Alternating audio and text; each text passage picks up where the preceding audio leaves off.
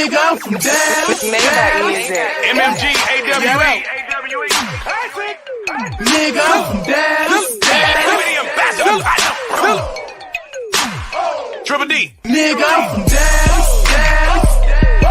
Respect it and check it. Nigga, I'm from Dallas. Get down and lay down.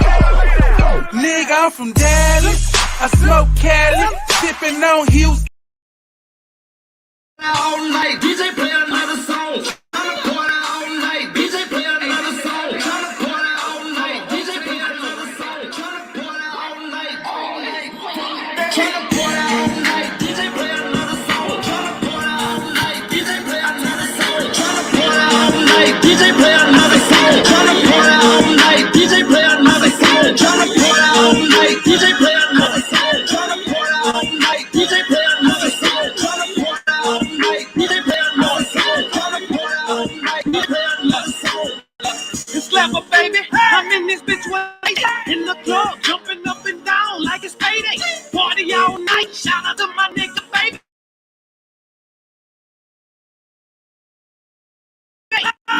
It's my DJ, it's my DJ. Nigga, I been rolling like a man. Throw me back. Don't step on my shoes, nigga, back up. Why you fuck around and get your bitch snatched up? Yeah, they done let me in, they done let me through, yeah. Nigga, it's whatever you wanna do, yeah. Out of my head, chicken all night long. DJ running bitch, I'm tryna Party all night, DJ play another song. Tryna party all night, DJ play another song. Tryna party all night, DJ play another song. Tryna party all night, all night. Let's go, True Steppers. Hey, DJ play another song. Tryna party all night, DJ play another song. Tryna party all night, DJ play another song. Tryna party all night, DJ play another song. rolling all night. I ain't lying, I be lit as fuck. They dancing on the tube with a booty and she thinking fuck. Then throw it back, trying to hit the six with her. Hard on that 100 pack, I'm trying to put that dick on her. Turn up to the master league, turn up for the camera. Come and don't play, I just swear on these bachelors. I be on my head, that's off the flap, it ain't no capping up. She got ass chances, so I'm probably only fancy up. Beat that pussy, I got stamina. These them bitches you can't stand it for. That's your nigga or your baby daddy, what he stand for. When that fan catch you in that jam, we gon' blow you up. Tryna party all night, DJ play another song. Tryna party all night, DJ play another song. Tryna party all night, DJ play another song. Tryna party all night, Wop, wop, wop, wop, wop. Hey. DJ play another song. Tryna party all night, DJ play another song. Tryna party all night, DJ play another song. I'm tryna party all night while the daddy looking wrong. You need to take your big pussy ass, scary ass on. I told her see they turn me up, I told them play another song. I'm tryna hear that rock and roll playing all night long. Cause they didn't let me in, I've been out of my mind. I passed up all the people, I ain't standing in that line. I whisper in the ear, I'm tryna break your spine. I took a couple pills, I ain't even much line. I gotta sit on that chin, baby, you too loose. Come get the for this pussy juice. Give me the bottle, I can't hold it, mix it in the juice. I pop the pill, can't control it, party after two. They ask me why I'm rolling out my fucking mind. Cause I done took some shit I can't control, I ain't got time for trying. Give me another piece, I'm kinda begging, I ain't even lying. All right, nigga Nick. tryna party all night, I even skipped the line. Tryna party all night, DJ play another song. Tryna party all night, DJ play another song. Tryna party all night, DJ play another song. Tryna party all Wop, night. wop, wop, wop, wop. Hey. DJ play another song. Tryna party all night, DJ play another song. Tryna party all night, DJ play another song. Tryna party all night, DJ play another song.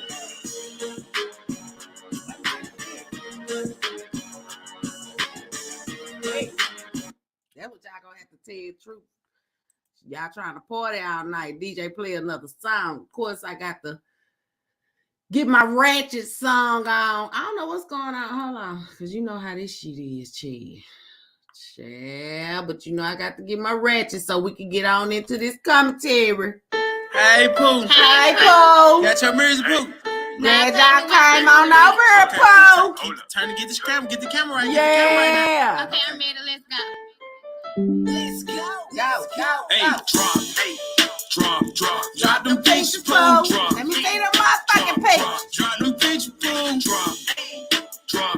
drop them pictures, boom, drop them pictures. She turn on when she drop peaches, get them boom. She turn on when she drop peaches, get them boom. She turn on when she drop peaches, get them boom. She turn on when she drop peaches, get them boom. Tossing with the live, I ain't saving them brown. I'm tossing with the live, tossing with the live, tossing with the live, I ain't saving them brown. I'm tossing with the live. YP, drop them peaches, there go Reeve, I gotta see it. Alberdeen, she so freaky, throw them peaches. That ass is flat, but that don't matter, D, you pop it. Let's go, drop them peaches, then she drop them. All the real nigga watching, throwing money. Drop them peaches, girl, don't be acting funny. I know y'all Tossing is. with the lie, tossing with the lie. Let's tell her that she go good, Lord, you know she fine. Drop. You know what, them guys? peaches, boom, Fuck. drop them peaches, boom, drop them peaches, boom, drop them peaches. She turn on when she drop peaches, get them boom. She turn on when she drop peaches, get them boom. She turn on when she drop peaches, get them boom. She turn on when she drop peaches, get them boom. I'ma tossing with the live, I ain't saving them broad. I'ma tossing with the live, tossing with the live, tossing with the live, I ain't saving them broad. I'ma tossing with the live, tossing with the live. 3D channel 5, I like the way she shake. Burger with the fries, hey, big booty bitches, serving on the platter. Itty bitty bitches, yeah, little booties matter. Hey, shake some, twerk some, bad bitch work some. She got that brain, man, I'm trying to learn some. YP hood, bitch, looking for a hood, bitch. Get that hoe some hood, bitch. Feel her like, hey, drop them bitches, boom, drop them bitches, boom, drop them bitches, boom, drop them bitches. She turn on when she drop peaches, get them boom. She turn on when she drop peaches, get them boom. She turn on when she drop peaches, get them boom. She turn on when she drop peaches, get them boom. I'ma tossing with the live, tossing with the live. I ain't saving them broad. I'ma tossing with the live, tossing with the live, tossing with the live. I ain't saving them broad. I'ma tossing with the live.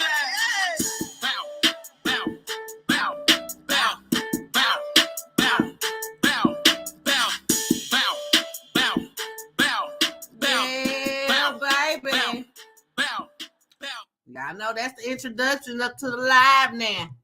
Money Boy, I'm gonna need one of them songs over there too. You know, cause we be kicked back with our feet up. You know what I'm saying? And that other song, I got to get the name of it. I got to get the name of it. What's up with it? New here first live. Okay, welcome People's Lounge. I like your name. Okay, let me do this raw car because I see y'all up in here. Y'all forgive me. I'm eating on candy and shit. What's up, Goddess? What's up, Commander? I ain't going. Charlene, Sis, Liz, B. Yes. Carla, Miss Marge. Hey, how y'all doing? Niecy. Okay, Niecy, you in the bush. You I already know, but get that mountain. You hear me? What's up, Miss Gloria? Hey, girl. Hey. Let me see, Commander. Hey, what's up, Commander?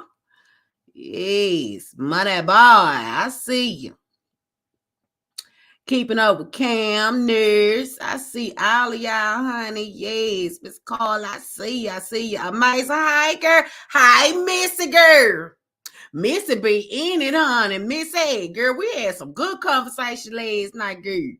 Missy was helping solve cases, too, like a motherfucker up in here. Yes, honey. The People's Lounge. Okay. I see y'all. Come on in, Miss Brenda. I see y'all. Come on in this thing, baby. We go. Hey, Grace. Hey, E. Brooks, girl. Yeah, I know the rest of them, they got to get their notification. Come on up in here, because, baby, we finna be talking about, you already know. See, it got deep last night for us. It got deep. In case you missed the live, go check it out. Because we was covering the BTK killer, the connection between Brian Koberger and the BTK killer. You feel me?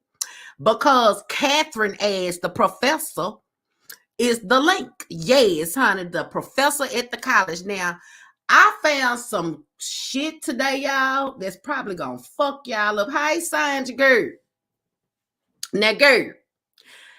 So, now, allegedly, Brian here was actually pretending like he was trying to solve cases on TikTok.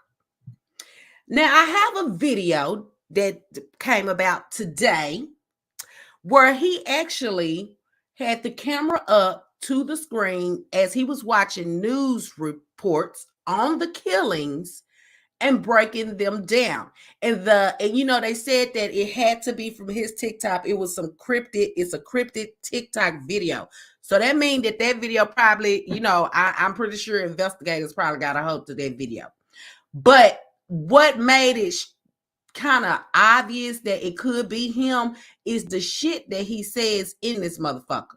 Now, I'm gonna let y'all listen, and we're gonna voice our, opinions in our comments on this, because this is some crazy shit, y'all. Hey, Miss Lighter Sunflower Girl. I've been following this shit since it happened, and I'm glad that they caught his ass, because Brian, I believe, was not gonna stop killing. We don't even believe that the Idaho 4 is his first. I believe he had something else going on. Hey, Jen, girl. Yeah, Charlotte, give me that girl. Let me throw that up in here. So I'm going to pull up the video of the first video of the encrypted video that they have of him on social media. Now, y'all listen to this. This video is about 5 minutes and 10 seconds long. Who you're going to hear is the guy that's pretending to, and y'all pay attention to the clues in this description as he's describing what he feel the investigation and what the police could be incorrect on. Okay. He giving himself away. Okay. So y'all listen to this. This shit tripped me out, but here we go. Hold on, y'all, because I got to turn I think I was getting my mic tangled up. Okay, here we go. Hey there, to those of you interested in hearing this report, I just want to let you know that I'm a relative of someone inside the investigation into the quadruple homicide. Now, what first fucked me up is when he said he is a relative of someone inside the investigation. Why would you even identify yourself as a relative, as someone that has been murdered? Hey, K girl. Y'all pay attention to the little clues that O'Brien give us. Hey, come correct, girl. Y'all listen. Listen to this shit. He said when this video first started, he said he is a relative. Okay? A relative. A motherfucking relative. Hold on. Oh, shit. Okay. Idaho. I don't want to be any more specific than that, because I don't want to put anybody in a challenging or contentious situation regarding their continued employment. And I will say what I'm about to tell you is secondhand, but it is from. Now, Missy, because I know you on alert like me. They say, an encrypted video, allegedly, this is Brian's TikTok. And he's showing news reports, and he's going to go into detail of why he's going to try to, it's like and I also heard, now I got to find the lives.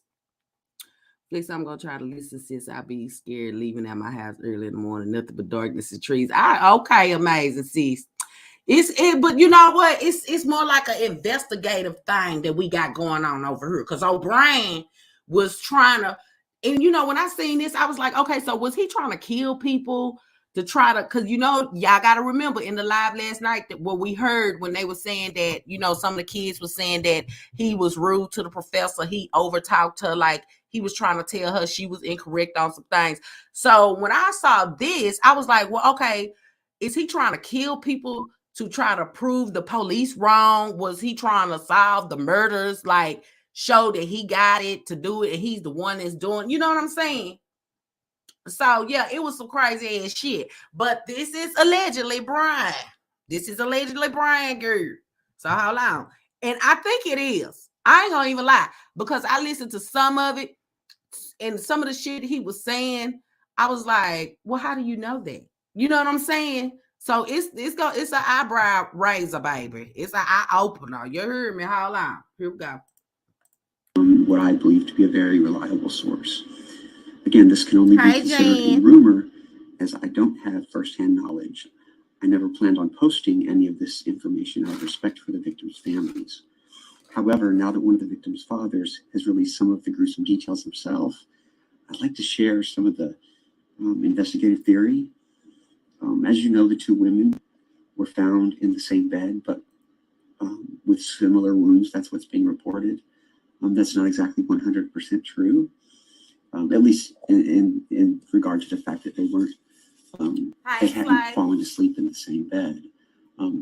One of the victim's wounds were deep gouges that were delivered with extremely aggressive force, so much so that the victim's liver and lungs were destroyed. Now let me ask y'all, hey Slice Sis girl, did we hear this from the police and the reporters, the people that's been following this? Did they go into detail how deep wounds were and what organs were destroyed? Because I haven't heard that. I haven't. Then another thing is, he came in saying he was a relative. Now he's saying he didn't want to share details of whatever out of respect for the victim's family. Didn't include out of respect for my relative and the other victim's family. The shit is not making no sense. Exactly, we didn't hear that. So how do you know that their liver and they had deep punctured wounds? That's why I say these motherfuckers always tell it on themselves. I never heard that. If I missed it, somebody point me to it, because from my understanding, the police wasn't saying shit, right? The police wasn't saying shit to give nobody no clues. Kaylee parents only said that her wounds were the worst. That was it. That was all I heard them say to Missy. Is this the guy who killed? Yes, Miss Lady Sunflower Girl. I did a live. I started a live on it last night. And then, they wanted to continue on. And you know what? This is a very interesting story to follow, because I want to know what and how and why. You know what I'm saying? Like, why and how did you know to go up to the first floor to kill them when there was other rooms in that house downstairs? You went straight upstairs. That was the first. That's the main question everybody wants to know. But this guy is describing the wounds. Giving guilty clues. You better say it, Grace. You better say it. Hey, Jagger. Listen to some more. Listen to some more. That's why I say, oh, wow, I heard they caught the guy. Yeah, they called him Girl Friday. This supposed to be him on the TikTok, pretending to be one of the victims, one of the people in the investigation relatives. Okay. But how did you know these wounds? If the police didn't give this information to the public, how do you know? Is the main question. Here we go, y'all. Here we go. There's some more on this shit. Hold on. Here's the theory that's happening. They definitely think it was a man because of the force of the wounds. The person must have been very strong. They think the man came into the room after doing what they did on the second floor. They went upstairs. The person cleanly and quietly unalived the first victim. The second victim awoke and tried. Now, how you know the person was quiet? How you know that man went up there quiet? Y'all listen, I'm telling you, honey. Baby. Tried to run. The man, they believe that the man possibly grabbed her, and she screamed loudly, apparently. The man then harmed her. Hold on. Did y'all hear any of this shit? Wait a minute. How you know this girl tried to run, then she screamed? Now you telling us some shit that we didn't know.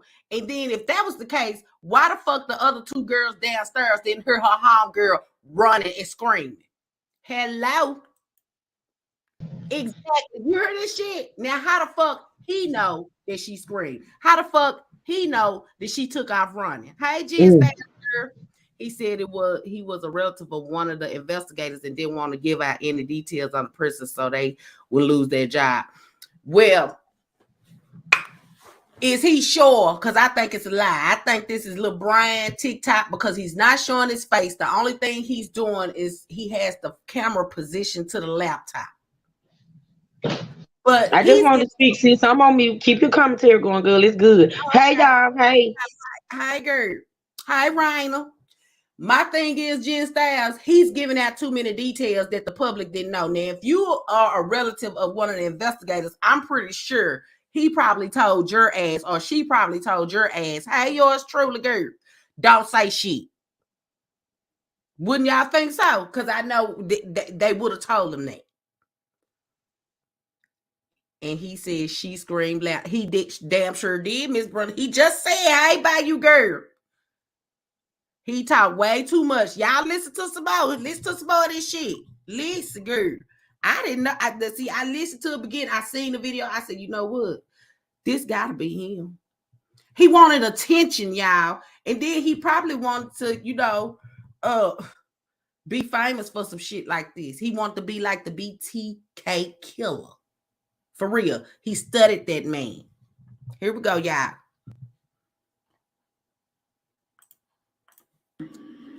And the reason the wounds were of such force, he was doing it. He was delivering it quickly and forcibly to quiet her, which I apologize for how I know it's disturbing, but anyway, how do we know that she screamed? Because 3 individuals reported hearing a scream between 3:45 and 4 o'clock. Hold on, y'all, because you know what? That's why the police have such a specific... Y'all, I bullshit you not. I want to put this up on my screen. His screen went black. So, of course, he got his phone up to the screen. And only parts of his face was showing, which looked like the little sick ass. He noticed that the phone, you could see parts of him in there. So he aimed the fucking phone down towards the corner of the fucking laptop, y'all. That's motherfucking brain. Because that little curly ass hair and that facial structure. He knew that he realized that phone was showing him a little bit. You could he had some dark spots because it's lit up in there, but you can't see him too good. But you see that curly ass hair. I might put this shit up. Hold on, y'all listen to some more. She said, disturbing is all the information he is revealing. Exactly, because they didn't mention this shit. Flexi, that has to be Brian. Why would a detective give out exactly, especially to a fucking relative? Come on, y'all. Come on. Here we go. Specific time frame as to when the murders occurred, because I don't know if you noticed, but the authorities weren't called the next day until late in the morning, yet they had a very specific time frame when the murder happened. They think the scream is why. And after reviewing video files from the neighborhood, they reviewed security cameras in the area, and they have an audio file where I haven't heard it, but I was told that a clearly hear a loud scream from a female. That scream was recorded at exactly 3:38 a.m. Neighbors say they didn't call the police because they said there's often loud noise coming from the house. I was told that there are parties there all the time. Again, I don't know if that's true, but it's what I was told. The weapon used was a long serrated edged hunting knife with a fixed blade. The weapon had not. Did they describe the motherfucking weapon? Hey, nurse girl. Did they describe the fucking weapon?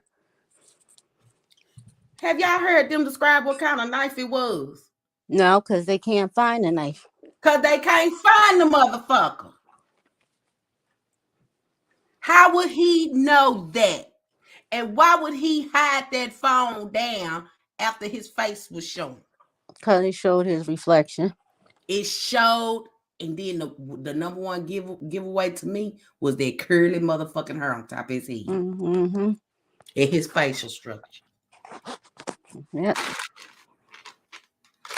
Y'all listen to some more of this shit. Now it sound like he trying to clean the shit up. It sound like he trying to clean it up because he probably realized, damn, I shouldn't have said all that shit.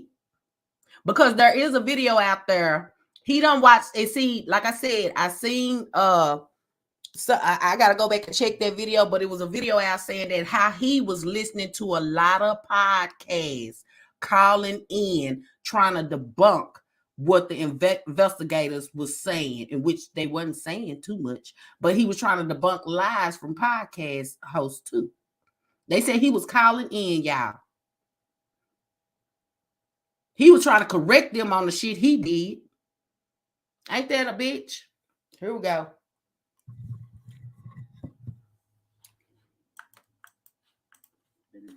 The person brought it with them and took it when they left. The two victims were on the same bed, not side by side. One victim was found on top of the other. The reason is that the one tried to escape and was grabbed, harmed, and then shoved and fell on top of her friend. Now, wait the fuck a minute. Wait the fuck a minute. Did y'all hear that? I missed it. What did he say? Somebody fell on top of what?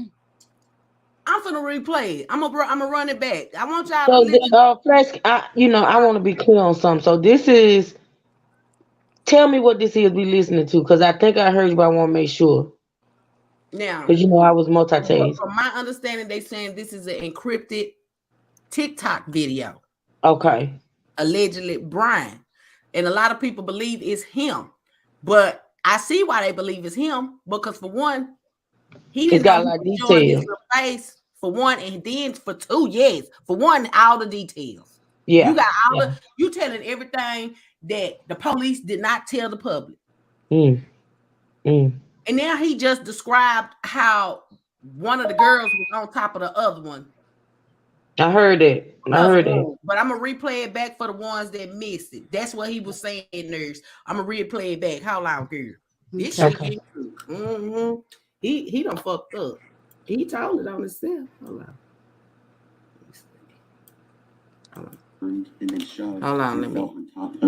Let me run it. Wait a minute. Hold on. And was grabbed, harmed, and then shoved and fell on top of her friend. That is why there is there's a lot of problem blood mixtures on this at the scene. Now he's saying that one of the girls was grabbed hard and shoved on top of her friend. Now at the same time, y'all keep in mind this boy got some paper beside him, like he done wrote how he done murdered these people. Mm-hmm. He's fidgeting with some paper on the side of his laptop. Now again, right here, he's not showing his face. He got the camera aimed down. He got the camera aimed down at this time. But how do you know this girl was grabbed and shoved on top of her friend? The police couldn't tell you that. They couldn't tell you that the girl was grabbed and shoved on top of her friend. And for him to be a criminology, graduate, You didn't know to hold the camera so it would never show your reflection. I mean, and he kind of reminds me. I think it was a Zodiac killer, the one that was leaving notes for the cops. Like they so narcissistic that, and they get enjoyment out of this. The search and like, and just watching them being investigated. Watching the news and getting, of course, finding out what they know about him. But it brings pleasure to them to see this, and I believe it's him. He I said, believe it's him too. Like I said, that hair gave it away, and the way his face, trying to act like him. Yeah. And then you got paper on the side of you, like you described your killings in detail. You had to write them down. He want a book, y'all. He wants something. Hey, Candy. Hey, come correct. They like the cat and You know mouse. what, Flex? But you know what? You know what's weird, and I know I done seen it. Like I done seen it on TV show because we watch all this crime stuff. All us up here watch it, but I done seen it on that real life shit that we watch too. How these killers, they'll sometimes like call into the police. They'll actually come in as a witness. You know what I'm saying? It's like they do that type shit, and it's weird. It's Just really like weird. Miss Lou said Brian was studying what he was practicing. Yes. Yes. Girl, hold on, y'all. Let's listen to some more what the fuck he done said. Oh, he talking a lot in this motherfucker. Let me say this right quick too, because it kind of touched my spirit. Okay. 6ix9ine is the one that made me aware of it at first, but I see news reports. It's a football player for the Buffalo Bills name. I want to say, his first name, I don't know if it's Damar Hamlin. I think he's like 24 years old. He's a Buffalo Bills football player. He collapsed on the field. They had to do CPR. He's in the hospital, critical condition. They had to stop the game. And just y'all send up a quick prayer for his family and for him, okay? He's very young. I did hear about that. I didn't read it though. Yeah, he's very young. And y'all just send prayers up to for him and his family. Yes, praying for his. Hey, Slan, we sure will. You know, we pray over her. Yeah. It's sad. It's sad. He's That so was young. one of the things that I was scared about when my son played football all those years, because he was an asthma child, and I was just, I tried to hold him back from playing, but he was so sure, But I was like, I just don't need my baby. But y'all know, Flex, I don't know if I ever mentioned it on the live, but I did mention. I know I told Flex about it when my son was playing high school football. His 12th grade year, he got an injury like that. He caught a pass, was running in for the touchdown, and he was clipped. What clip mean? They hit him, and the way that the guy hit him, he kind of went up in the air. He flipped and he came down, and he got up. And he continued that game. He finished out the game, but even though he was injured and kind of found out we had to end up taking him to UAB hospital, he had a lung injury. And so that kind of touched my spirit, when I heard that, and they had to do CPR on this guy. He's so young, but y'all just pray for him that he be okay. And one of my jobs in the past, we had a customer that came in regularly, and he came in one day and told us that his 18-year-old son passed out on the basketball court and died. I feel so bad for that man, and the boy had been in with him at where I work, so I seen him before, and just a baby. Yeah. But he had a heart condition. Like some of those conditions, they don't know until something like that happens. You wonder how that happens at such a young age, but come to find out, it's some sort of heart condition. Right. It do be a lot, and half of the time when they be falling out like that, that's what it be. Yep. Miss Lady Sunflower said, I watch Crime and ID. Girl, me too, girl. I be glued to them motherfuckers. Yeah, we be all up in there, Lady Sunflower. We be watching this shit. Forensic files and all that. Yes, all that. Snaps, Chad, Snap, baby. Snap be something else. Let's finish listening to this man describe his murders, because that's exactly what the hell he doing. Hey, MB Lady 12, girl. Here we go, y'all. Because the video not that long. Let me see how long. We almost done with it because it's at the 4-minute mark. It's 5 minutes and 10 seconds. So here we go, y'all. They're also desperately looking for this white car. The reason being is that it was seen speeding by an A&W gas, I think A&W gas station. I don't even know what that is, but anyway, that's, again, it could be wrong. I was just told it was seen speeding by an A&W gas station / hangout at 3:45. Now, if the screen was recorded at 3:38 and the car sped by at 3:45, it's a very tight time frame, but it is possible that the person left immediately and rushed and was seen speeding by. Also, the scream may have been what caused the person to quickly leave. That scream could have been what saved the other 2 roommates' lives. The person knew that they might be detected, so they sped away. Again, this is all just rumor. Take it for what it is. I just pray for these young people. I hope they rest in peace and that their families can find peace after this horrible crime. And I hope that the person who committed it can be brought to justice. Thanks a lot. Now, how do you know? Now, that was the TikTok video, y'all.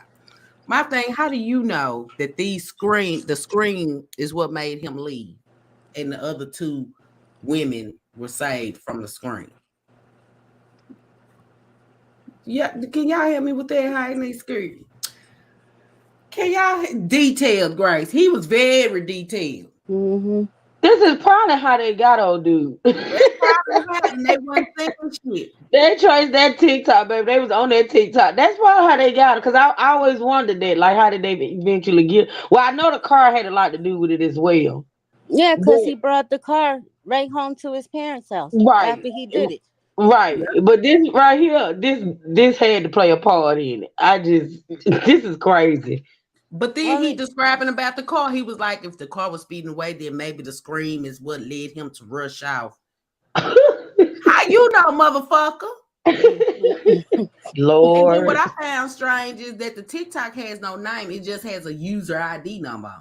Oh, and wow. he said in the beginning, I don't know if they're going to let this one stay up because they took another one down. And if they don't, I won't put any more information out.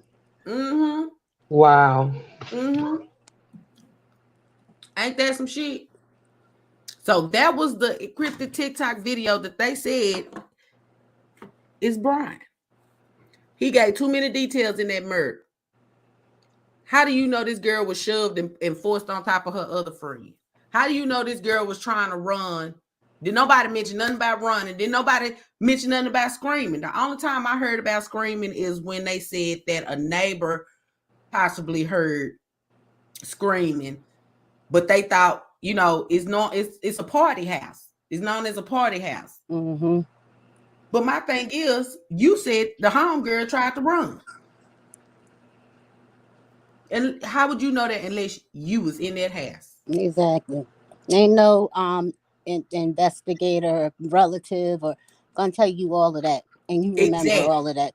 Especially if they not saying nothing to the public. You are part of the public. So why in the hell would they go tell her, my son, even though I know it's a confidential, it's confidential shit. They cannot disclose shit. When they're told not to say shit, they cannot say shit. Mm-hmm. We cannot say shit. Even though both of y'all be knowing the same damn information, y'all can't even talk to each other about what y'all know. We can't talk to nobody. I can't tell my mama shit. Mm-hmm. Yeah. I don't get it. Like, yeah, this right here helped him get boosted. Yeah. Boost. Well, today I saw this man went through. There was a Instagram page, and it had one post of somebody working out, and it had like 1,800 followers, which that can happen when something like this happens. Mm-hmm. So he went through all of if it was really Brian's Instagram, and he was following, and the people that there were a lot of the people in there looked like they were family with the excuse me, same last name, which made him think you know, it might have been him because they all had, you know, relatives or whatever. So he ended up following Kaylee and what's the girl's name with that starts with an M? Oh, I forgot. I know Kaylee and the other girl with the Z, but I forgot the other name. Yeah, he was Anybody know following the them. kid's name? Because I don't forgot you. I can't remember either, but he was following the both of them. And just before you went live, I didn't know this. He was the teacher's assistant. So He damn sure was, and I heard that too. Did you hear And the they interview said, with the student? girl, they said he was always demanding and controlling and mean to the students. Mm-hmm. But after they heard about the murders, they said he was calm. He wasn't strict. Giving everybody A's just for putting in the work or what, you know, handing in papers. Before that, they had like a mock trial, and like he was just very defensive, and you know, he was basically nasty. She said when he come in the classroom, like he would just be looking down and, you know, just like kind of antisocial. But his friend said the same thing. After he did this, he became like a different person, like outgoing and I don't know, just a weirdo. Hey, Sandra. They said Maddie. Yes, that's her name. Maddie. Mm-hmm. Maddie. Okay. He was upbeat. Yeah. It's like he had got his rush. So he came back all humble and shit. Yep. And you know, too, they said his friend, it was like a real close friend, said that, you know, they said he used to bully people, but they said that he in 11th grade he was fat. And over the summer when he came back for senior year, he had lost a lot of weight. And I think the friend was saying like that's when he said he changed too and became like kind of more inverted, and you know, when he came back, they said like he looked like a different person. So the friend said that he was acting so weird that he had to like this, you know, disassociate himself from him for that senior year. That's how much he had changed. So yeah, I heard he was an arrogant ass. Even now. Yeah. They said that he is not worried about anything, just looking forward to just being exonerated. Right. See, they say that's not happening. He's eager now. He's supposed, you know, they said tomorrow he shows up for court in Pennsylvania. He's going to waive his rights and he can be back in Idaho by tomorrow evening. Now, I have a video pulled up to where Kaylee's family is saying that they are now experiencing inappropriate harassment, and this was told by their attorney. So we're going to listen to what type of harassment they're dealing with and why, again, is Kaylee family. Like we heard last night that the connection between Kaylee and Brian could be possibly her OnlyFans account. Oh, I heard something else too. I'm sorry. Oh, what is it, girl? They had went back. I think this was the same man with the Instagram. I believe. I watched so much today. He said that they tied him and her back to a bar about 2 years ago. And they spent the night together. They don't know, you know. They don't know if it was sexual or whatever, but you know, spent the night together, and she basically ghosted him after that. And he called her 27 times that month, and they looked at the records. She never returned his call. So then he would start calling like sporadically or whatever, and she had never returned the call. So that may be the connection between him and her, that he really couldn't take, you know, being rejected. It snapped. Remember, we were trying to figure out. I got to do some more reading up. I was trying to catch up on a lot of other ones that I, you know, want to bring to the forefront. But I thought that TikTok video was like, okay, well, damn. Miss Lex said Brian waived his rights because he thinks he will be exonerated once back in Idaho. Yeah, he does. They say he's eager. He's eager to be exonerated.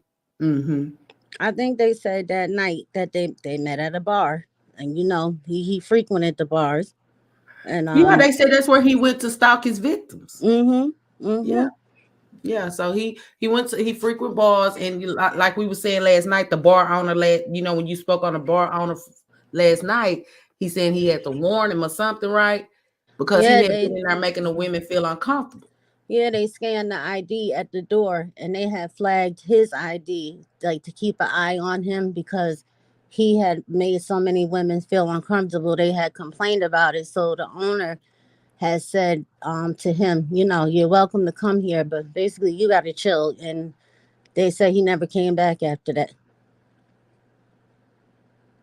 That's bad when they, I've been to places where they'll scan your ID too, rarely, but they do. But for them to flag you, for something like that, he had to be making them women feel real uncomfortable. Yeah. He was. It could have been any one of them. So, I think he was obsessed with that girl. He probably was. It sounds like it. Yeah, he was obsessed with her. He had to that be. Was true. He stalked her and he killed her and her friends, and she didn't even live there. If that's true, what I just said, I heard this happened 2 years ago. Right. So he held on to this for 2 years. Right. Now that ain't crazy. I don't know what is. Yeah. Yeah. Okay, hold on, y'all. We're gonna listen to, like I said, Kaylee's parents. The attorney has spoke up and said Kaylee's parents is now experiencing inappropriate harassment. So we're gonna listen to this report and we're gonna see what they have to say about, because I'm just curious to. Well, we already done broke it down. She ghosted him, so he was infatuated with Kaylee. It looked like, and it's sad that he took her and her friend's life because he was infatuated. I said at first, though, when I first seen it was a guy, and I was like, why the four? Then I thought about it. One of them girls must have rejected him, because what else would you have to kill them? Like, something was not right. And then they said it was a party house, so I said maybe he was one that always frequented the house and wanted to mingle with one of them. And then now it's coming out. It's coming out. So here we go, y'all. Truth be told, he could have been up in a couple of those parties. Yeah. Could have been. Because they said where he was only 10 minutes away. And he was a graduate student. So yeah. But he was only 10 minutes away from where they stayed. Yeah. He wasn't that far from them. I can guarantee you, he done been around them folks. He done been in that house. Because how else would he know to go straight upstairs? But see, the thing is, Kaylee didn't stay there unless she took him there. But like I was telling you though, like I was telling you on the phone, Flexi, if he was stalking her or stalking them, he knew exactly where she was. She didn't have to stay there for him to know that she was there. If he was stalking her, then of course he would know where she was. He could have been following her, and she could have went there. Those are her friends. She could have went there frequently, and he knew that from stalking her. Yeah. Before we end, I just want to just tell a little story. It's short, I promise, but I'm going to do it now. Let me run in here and give me a bottle of water right quick. Down and talk. I gotta go get me a bottle of water. I got mine right here. So you've been following it too, True? I've been basically catching up, but yeah. Well, that's what happened with me. I heard about it, and then I really started following when they said they caught somebody, and then I do that sometimes. If I just see a story, come across a thing, because it's be so much up there. And then I want to go back. I'm gonna be honest. Sometimes, nurse, when stories like that break and they put so much emphasis, I'm gonna be honest. I felt this way about. I'm gonna be honest and say too, and y'all know how I felt about the Strand case, the little girl. But I'm gonna tell you, when these stories initially drop, I feel some type of way because I feel like certain stories get more, coverage or whatever than others. And I think that's very Make sad. your computer easier. I'm sorry, y'all. That's my computer talking to me. But I think it's very sad, and I feel a way sometimes about it. Now, and I try my best to ignore it. And I'm gonna be honest because I feel like, listen, if everybody can get the same treatment, then I'm just not, I just can't. Because there's plenty of little black, beautiful black girls around here that's getting killed. It's just, Sex it's just what traffic, been it's missing just for what I years. feel. It's just what I feel. But then once I, of course, let my guard down and start paying attention, it's always something that touch my spirit, always something that touch my heart. So yeah, sometimes, a lot of times with these cases like this, I pretty much be catching up because like when it first break, I'm be like, okay, yeah, so you gonna tell me this gonna get this coverage and this case right here don't get no coverage. I just can't. But yeah, I when it initially broke, I did not pay a whole lot of attention to it, so I am playing catch up. Yeah. Yeah, I did that, and then what I tried to do then, because this was like, what, 2 months ago, I think it happened. Oh yeah, it's been a couple of months. Yeah. Yeah, yeah, it happened in October, I think. Yeah. I tried to then catching up, go back to what happened. You see what I'm saying? Like Mhm. try to get a timeline or whatever. I had emailed Flexi some stuff today, and the one clip I emailed her. I said there's a channel that I follow, but it's not regularly that I go. When I get alerts because it just is what it is. I have not ever, now maybe I missed it because I used to watch her more, seen her cover any cases of any people of color. No cases.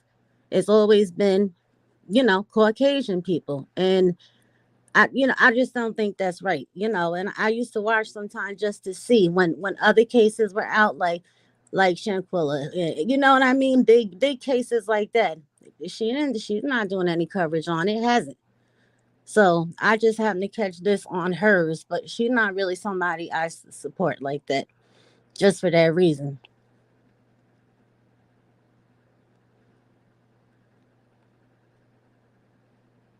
Back, y'all. Yeah, I seen your email. I seen y'all email. A couple of people to email me some stuff, and we gonna get off into that. We damn sure is because this be some juicy shit. But Just a lot to it. it's a lot to this motherfucker. Now, what I am interested to hear is about when tomorrow comes and he, go before the judge, and then he's back in Idaho. So I am gonna be really following that because I would love to know if he opens up and say anything. Like I said, I'm still curious to why he asked the police, have anybody else been arrested? Yes, yeah. I saw Nancy Grace speak on that too. In the beginning, she said that had to mean that there was some kind of accomplice, maybe some getaway car or whatever. This is before he got caught. So I think they still looking to see. I think they really, they know it's him, but do you know how they try to rule out anybody that assisted or whatever? So I think they're working on that too, but pretty much no, they got him. Yeah, we got I also got a report pulled up from psychologists that's speaking on the suspect. They basically saying that he thought it was a game, and I'm with them. I think he thought it was a game too. Like, to me, I don't know. I mean, I'm just telling y'all. But I got 2 videos pulled up, and we're gonna get off into. We're gonna listen to what the attorney is saying about these threats, and then we're gonna talk some more. Yes, Miss Margie, he was following her he was following her in disguise. Yes. So, like I said, I believe he was the one that was at the food truck standing behind them. I believe that was him. Remember we talked about the guy in the hoodie last night? Yeah, I believe that was him because they zeroed in on that person and they watched the footage, from the surveillance by the food truck, and they was wondering about who this suspicious person was that stood there, watched the girls, stood back, and when they walked off, he walked off. It was probably him. He was behind them. I mean, you think about like him again being stalking her for 2 years. You can't put anything past him. What'd you say, Miss Lady Sunflower said him being in disguise. I mean, I believe that. It probably drive if she knew his car, probably driving, trying to get different vehicles, everything. Because that's a long time to be stalking somebody and can't understand. She's not returning any of your calls. You just can't understand that. She just not interested. Right. That right there shows how sick he is. He just wasn't trying to give up.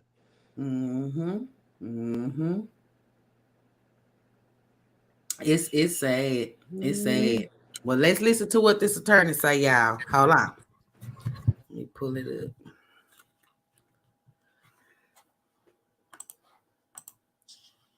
You hear it all the time. There is no detail too small in a murder investigation, and you can multiply that by 4 in the Idaho case. But one detail that has just surfaced is 17 seconds long, and it is anything but small. It's new surveillance video of Kaylee Gonzalez and Maddie Mogan on the night that they were murdered, and the video was captured at 1:30 in the morning. They're on their way to the now infamous food truck after spending the evening at a corner club bar. That's the corner club, famous in downtown Moscow. The surveillance cameras at a local business captured the video of the girls as they made their way down the sidewalk towards the food truck from the bar. If you take a look at a map, you can see exactly where they had been at the corner club, 10:30 p.m. to 1:30 a.m., and where they were going to the grub truck, 1:40 a.m., and where this camera captured the images on Main Street. It even captured what the girls were saying, and you can hear it clear as a bell. Let's listen. What did you say to Adam? I told Adam everything. Did you hear that? Kaylee yells to Maddie, "What did you say to Adam?" And Maddie answers, "Like I told Adam everything." So here it is again. You can clearly hear that exchange between the two girls. What did you say to Adam? I told Adam everything. But the $64,000 question is, who is Adam? And it's a good question. And another good question, who on earth was the hooded man walking down the sidewalk with the girls in that video?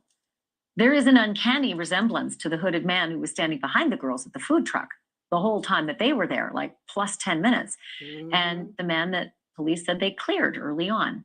Joining me now is Shannon Gray. He is the attorney representing the family of Kaylee Gonzalez. Mr. Gray, thank you so much for being here. So let's start with Adam. Who exactly is Adam? And has Adam been helpful at all in this investigation? It's my understanding that Adam is just the bartender at the corner bar that they were referring to. I think it was just conversation they were having between the two of them. I don't think he's involved in the investigation at all, though. So, but wouldn't he? I mean, you've done so much investigative work, and you've been a prosecutor and a defense attorney in murder cases, so you know how it works. And I would imagine that anybody who saw these girls in the hours before they died might be able to at least say who was in the bar, whether they witnessed anything unusual. What was it when they said, "I told Adam everything"? Do you have any idea what that meant? Was that something Adam could enlighten everybody to?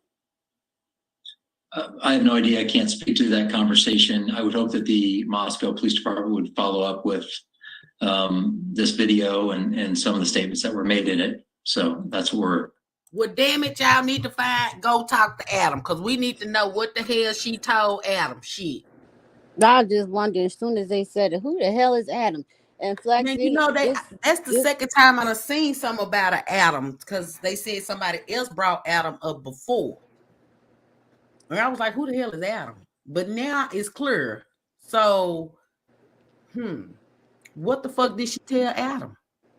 This ain't the same interviewer from yesterday, is it? Because she's starting to aggravate me too. I don't know why they got her on the job. It is her? Mm-hmm. I knew it was when she started asking the father, what would Adam say?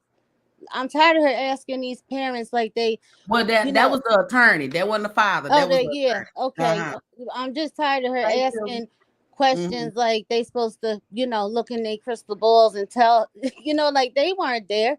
Like, and then she act like the kids is relaying the messages Every conversation, I mean, these Right. are teenagers, these are young people running back and telling their parents every single detail of conversations and people they meet.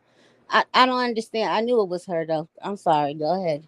It's all right, girl. She annoying as fuck, but She here is. they got her assigned to the special project. I guess I Mm-mm. don't know. They need to swap out or some shit. She pissed me off with that mom. I told y'all. Is that the ABC News? Let me see, girl. This is the News Nation lady, girl. Soon as News she Nation, asked that question, I said that gotta be her. It gotta girl, be her.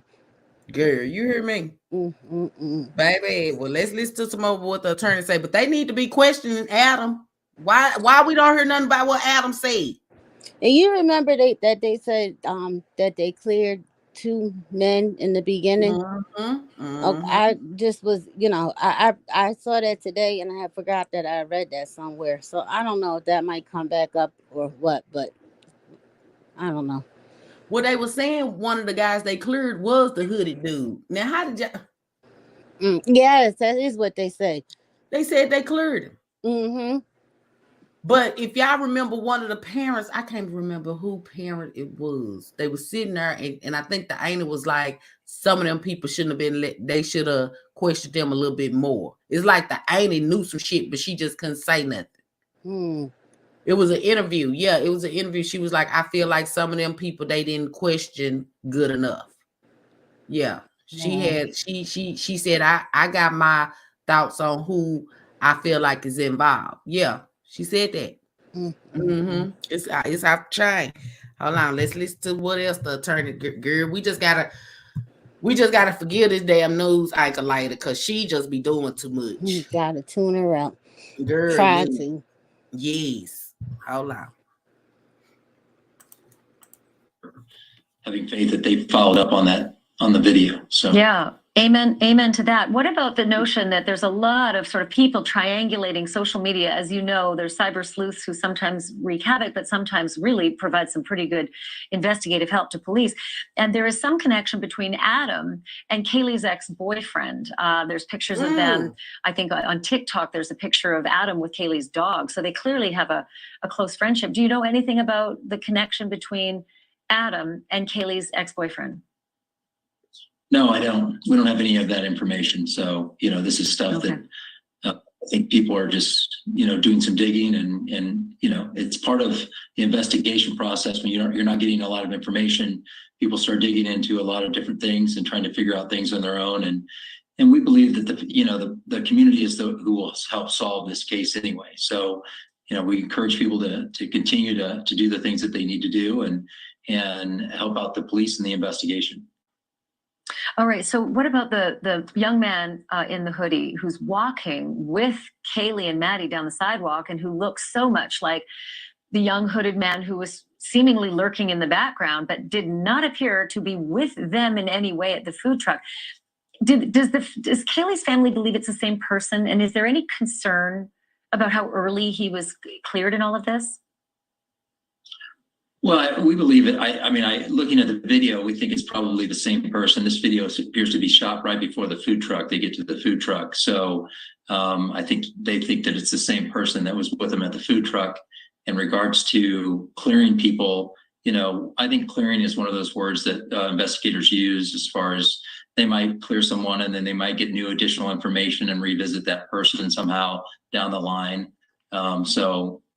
If they've cleared him in this, I'm not sure that they can't revisit any potential suspects that they might have. I can imagine that this is just excruciating for your clients, for the Gonzalez family. Steve and Christy have said before, they're frustrated. They want more information from the police. And it's come to our attention that the lead investigator on the Moscow police, who's running the show for the Moscow police, is a 2-year veteran of the force. So he's literally a rookie. I don't know if I got bad information or if that's true. Do you know anything about that? And why on earth, if that's true, would someone with so little experience be put in charge of something so incredibly difficult, complex, and critical? I just, from the get-go, I really want to make it clear that we are supportive of the investigation. We're supportive of everybody that's working on the investigation. We're supportive of all of the resources that have been provided for the investigation throughout. But we also have to hold people accountable for the decisions that they're making. My understanding is that the person when we went into the meeting on Monday, Brett Payne is the individual who identified himself as the lead investigator from the Moscow Police Department on the case. My understanding is that he was hired in 2020 as a rookie, and so he has a total of 2 years experience. As some follow-up to that, I sent a request over. I sent an email over to the Moscow Police Department asking for them to send some credentials over, some experience, education that Officer Payne might have that would lead, how he might be able to lead this investigation, give us some confidence in that. And their response was that it's personal records and we're not privy to that information. Oh, okay. And we'll see what we can dig up on that. We can certainly do some digging on that as well and find out. I have one other question for you.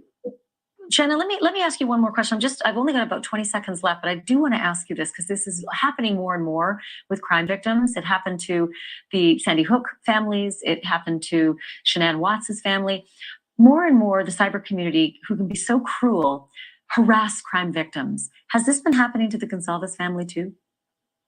Yes, the Gonzalez family they will receive random emails or text messages or things along those lines that are just, completely inappropriate. They're taunting or whatever it might be. And in today's world, it's amazing that people are out there that do these things to victims of crimes.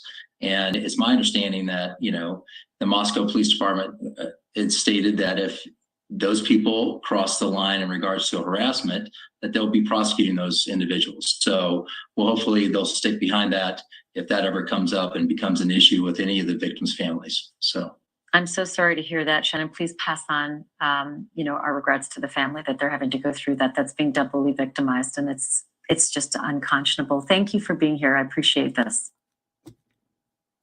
Now, what I want y'all to know is this motherfucking video that I just listened to and I didn't even notice. So that video was 13 days ago before he was arrested, right? So if Kaylee's family was being harassed and sent emails and text messages, he could have been behind it too. Maddie's family. But yeah, I was just thinking the same thing. Yep. I didn't know when it happened. I was thinking since he got arrested, but I said if he hadn't been caught yet, it probably was him. I bet it was him. I bet it was him too. Cause he know that was that like she said, victim families get harassed after, stuff like that. Oh Lord. We're gonna listen to these psychologists and what they have to say about old Brian Koberger because they actually broke his ass down. Yeah. And then we're gonna get into some conversation. Here we go, y'all. Hold on. Like to play mind games, silent in custody, sleeping most of the time in custody. His father flying out to drive the 3,000 miles back with his 28-year-old son in the car that the whole country was looking for, stopped by cops twice in Indiana, the car not flagged. Now, all of that until the cop activity, Mahandi, what does that mean to you? Well, I think this is a bright guy. He's organized. He's purposeful, highly intelligent, and it's a lot of goal-directed behavior. I'm curious about the police stopping him twice. I'm wondering if that was a pretense or actually, they stopped him and didn't know. Sometimes these things can be orchestrated as part of an investigation, and we know they were watching him. But I see a guy here that knows what he's doing. He's probably not going to qualify for any kind of mental defense if indeed he's the person that is responsible for these things. And it goes along with a personality that, he's being purposeful. He's got a reason for doing what he's doing. One follow-up, Chris. It's one thing to have the argument of an innocent person wouldn't falsely confess. We all know about custodial interrogation. We know how those tactics tend to break down an honest person without, exposure to the system faster than they would someone who knows the game that the police can play in interrogation. But we're not talking about that. We're talking about somebody who, if they had nothing to do with this quadruple homicide, has said nothing about it to authorities. How unusual to you is that he's sleeping most of the time in jail and there's no account other than his silence? Oh, I think it's somewhat unusual. It's not entirely unheard of, but he's studied this stuff, and if indeed he's our person, he's studied it and knows his best approach is to keep his mouth shut and basically work on resting and kind of getting himself into this game, if you will, because I do believe he sees this as a game. I think he's seen it as a game as he was sitting in the classroom of that, purported expert on killing. Think of it, he's pulling one over on her, asking questions, and there he is in the midst of the so-called expert. And to him, I think he was, getting a laugh at that, if indeed he's the person. But, he's being thoughtful and he's being mindful, and he's being purposeful. So I think it is unheard of, but I think it's also him. It's not entirely unheard of, but it's him being, focused on what his, next play is going to be. Counselor Garrett. Y'all think that's why he's sitting up in there so quiet? They say he's sleeping. His ass quiet. He don't want to talk. He building his energy up for when they come get his ass. I think he think it's a mind game too. I agree. Yeah, he doing too much. He said, "Damn, I don't want to go back to work." Girl, Brooks, you and me both, shit. Why would his dad fly across? That's a mystery, Missy. That's what I'm saying. Like, I know if they know about the daddy, come on now, y'all gotta go on and question the daddy a little bit more. A little bit more. This shit ain't making no sense. That's starting to remind me a little bit of the Gabby Petito case when his parents shut down and wasn't gonna say nothing and knew all about what their son did to that girl. And they said he drove a shovel to bury the girl. You remember when he drove her van back across country and right back home, and they went camping and everything. After he had done that. Who name was the damn Honda Elantra in? Because they said O'Brien didn't have no car registered in his name. Right. Probably the father. Well, yeah, that's true. But I think that teacher is me too, Miss Margie.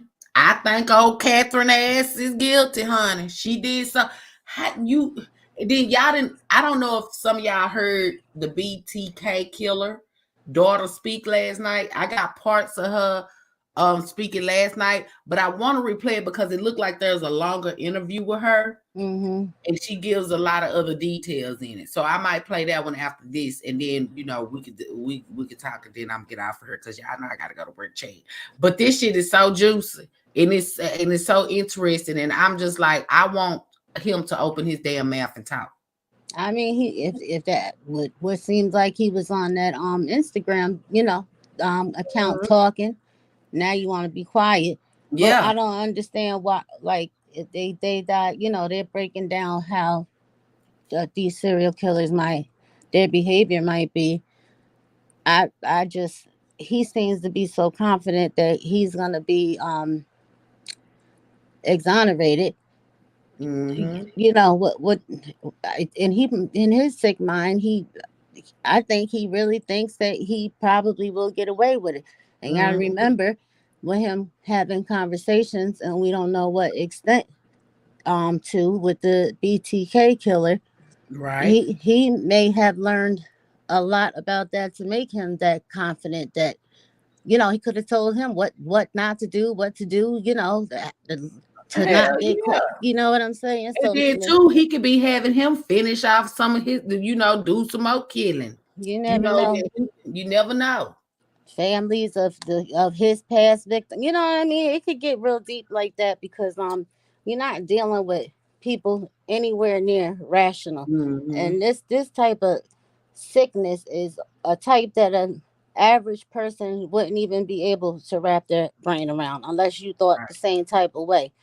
Um, but yeah, I think that the professor, I don't know, I just got a feeling about her. She knows something more, and we don't know what kind of contact or whatever he had with her either. Right. I mean, that lady knows everything. She wrote that book for the BTK killer. She wrote that book for him. She damn sure did, y'all. I'm gonna let y'all listen to that again. Missy Lou, yeah, I seen that, and I might play that after this video right here. How they she said, do you have the audio on how they connected the DNA using genetic genealogy? Yes. I seen that. So it's a video up on that, and I can play that for y'all if you want me to. But let me finish listening to what these psychologists had to say, honey. Because I'm telling y'all, this shit is getting deeper, honey. LeBron was doing too fucking much. Shit. Fergus, you got another side on that? Yeah, I do have another side. I always shy away from the kind of off the court psychoanalyzing until we know more. I mean, I could put together a story where the father had pre-planned this and he wanted to spend time with his son driving back. And why wouldn't they do that? Just because he's 28, does that mean you abandon your kid at that point? Having a son around that age, I can relate to wanting to take a long drive with him and talking to him. That's number one. Number two, there's lawyers that are both representing him, public defenders in Pennsylvania and in Idaho. Both have said and have either talked to him or advised him, and they haven't said what they've said, but by implication that he believes he's going to be exonerated. We haven't even seen a probable cause affidavit yet, and the sheriff is out there screaming or yelling that it's 100% certain it must be, there's no other person, it has to be him. That's great, but I would just caution a little bit of hesitation until we see what this probable cause affidavit looks like. If they did discover unexplained or unidentified DNA at the scene and then tracked it down through the genealogical database, I understand that as well. That's been effective in recent cases in California. So I still would say let's wait and see and caution a little bit of absolutely. Presumption of, or embrace the presumption of innocence. Absolutely, with both of my huge python arms. Hey, thank you for watching. Please go to News Nation now. Now I'm gonna play the video where they connected him, his DNA, because that was short, and this one is only 3 minutes. Who's gonna say something? It sounds like that other man I understand, guilty to proving innocent, innocent to proving guilty. My bad, I see it backwards. But I mean, they've got too much stuff. They're still doing their investigation. I get it, but they know what it was that linked them to the murders. Mm-hmm. Yeah. Yeah. They do. And then he kind of made himself look guilty any damn way by asking, have anybody else been arrested? Yeah, especially that was the first thing he asked. I mean, he shouldn't have asked that, period. Thing he asked. When the FBI raided his home, they said the first thing he asked, they said he was well prepared just in case he got caught.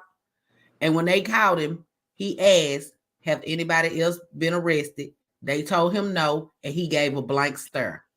Because he might have been basing a lot on that answer too. Calculating. You see what I'm saying? Like the possibility or how they can throw that in there that it could have been other people, and that why is he the only suspect or whatever. That could have been something he learned from the BTK killer too. Right. You see what I'm saying? Just different tactics that are going to possibly help him out during the trial. Right. Yeah, Missy, that was him speaking. Yes, it was, girl. You know your ankles, don't you, girl? Girl, I just be looking at the ads. I don't be, but his name up there, so I see. Oh Lord. Okay, well let's listen how they connected him through DNA, y'all. It's only 3 minutes. Hold on. New developments in the murders of 4 students from the University of Idaho. Law enforcement sources telling ABC News they identified suspect Brian Kohberger by linking DNA evidence from the crime scene to a public genealogy database. And tonight, what we've just learned about that cross-country road trip the suspect made with his father. ABC's Kana Whitworth in Stroudsburg, Pennsylvania. The man accused of stabbing 4 college students to death is set to appear before a judge within hours, waiving extradition and paving the way for his swift return to Idaho. The lawyer for 28-year-old Brian Kohberger says his client maintains his innocence. He's certainly eager to get back to Idaho to start the legal process, and he believes that he will be exonerated when he does return. Sources telling ABC News police were able to link Kohberger to the crime in part by running DNA from the crime scene through a public genealogy database. It's an investigative tool routinely used since the capture of the Golden State Killer. Police first finding relatives, then zeroing in on Kohberger, a PhD student studying criminology at Washington State University, just 15 minutes from the crime scene. Kohberger was also a teacher's assistant. One of his students says he seemed a little different after the murders. I remember he looked a little bit more disheveled. He had like some stubble coming on. His hair was a little, messed up or whatever. Nothing like crazy, but enough that I remember seeing him and thinking like, oh man, finals must be really getting to him or something like that. Dominic Schell told us he socialized with Kohberger when he was a teenager here in Pennsylvania. And how do you remember him at those parties? Withdrawn, kept to himself. Tonight, investigators processing Kohberger's white Hyundai Elantra, they say was spotted on surveillance near the crime scene. Kohberger and his father driving the car 2,500 miles from Washington to Pennsylvania, arriving at the family home a month after the murders. I can tell you based on experience that cars months and sometimes years old, we've been able to find trace amounts of blood and DNA in a vehicle, despite the fact that naked eye could not see it. Kana Whitworth joining us now from Pennsylvania. And Kana, you're learning more about that cross-country road trip. The suspect and his father were actually pulled over by police. Yeah, with Brian's lawyer actually telling me that it happened twice, both times in Indiana, about an hour apart, once for speeding and once for tailgating. Now, Brian was arrested about 17 days later and has been held here at the Monroe County Correctional Facility, awaiting his hearing tomorrow. Kana Whitworth with those new details tonight. Thank you. Child. Baby, and he right that they got stuff that they could put that blue light on there, baby, and what that stuff they be putting on there, and they could trace that blood. He make that. Well, you know what? I don't know, because they say he wore gloves. He was trying to be very careful. Y'all heard the interview about the aunts last night.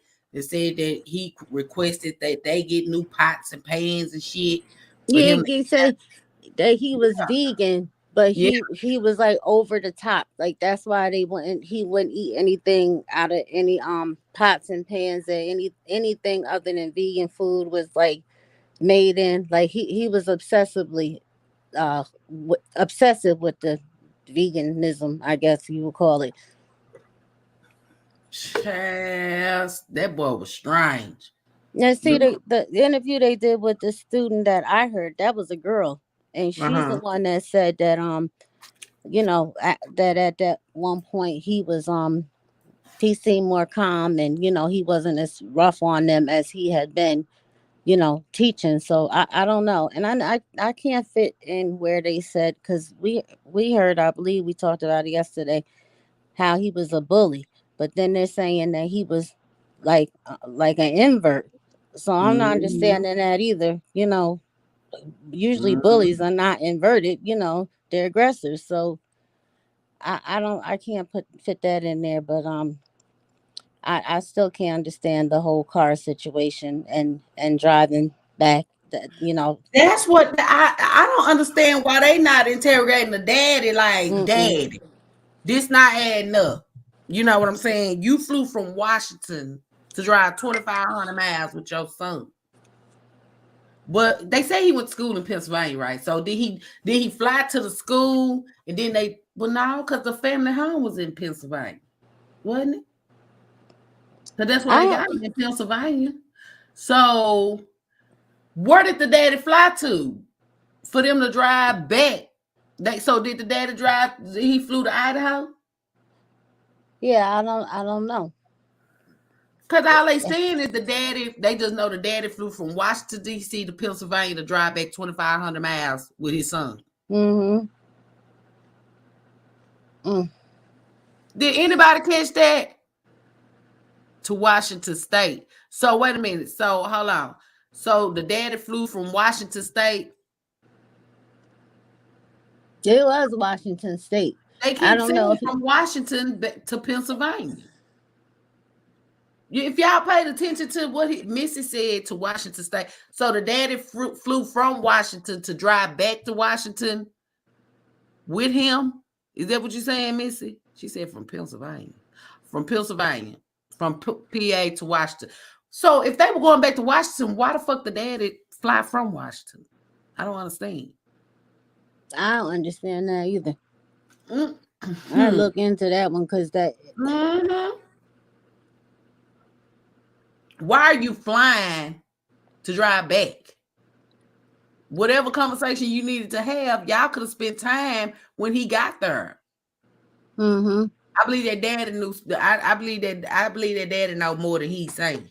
There's no way they was in that car that long and this didn't come up. You know what I mean? We don't know how. Obviously, I think if the father was willing to drive back with him that long and of a ride, I would figure that they kind of close. You know what I'm saying? Like you wouldn't do that. You wouldn't want to be. I used to see some people that don't even want to be bothered with their parent. That's a long ride. Yeah.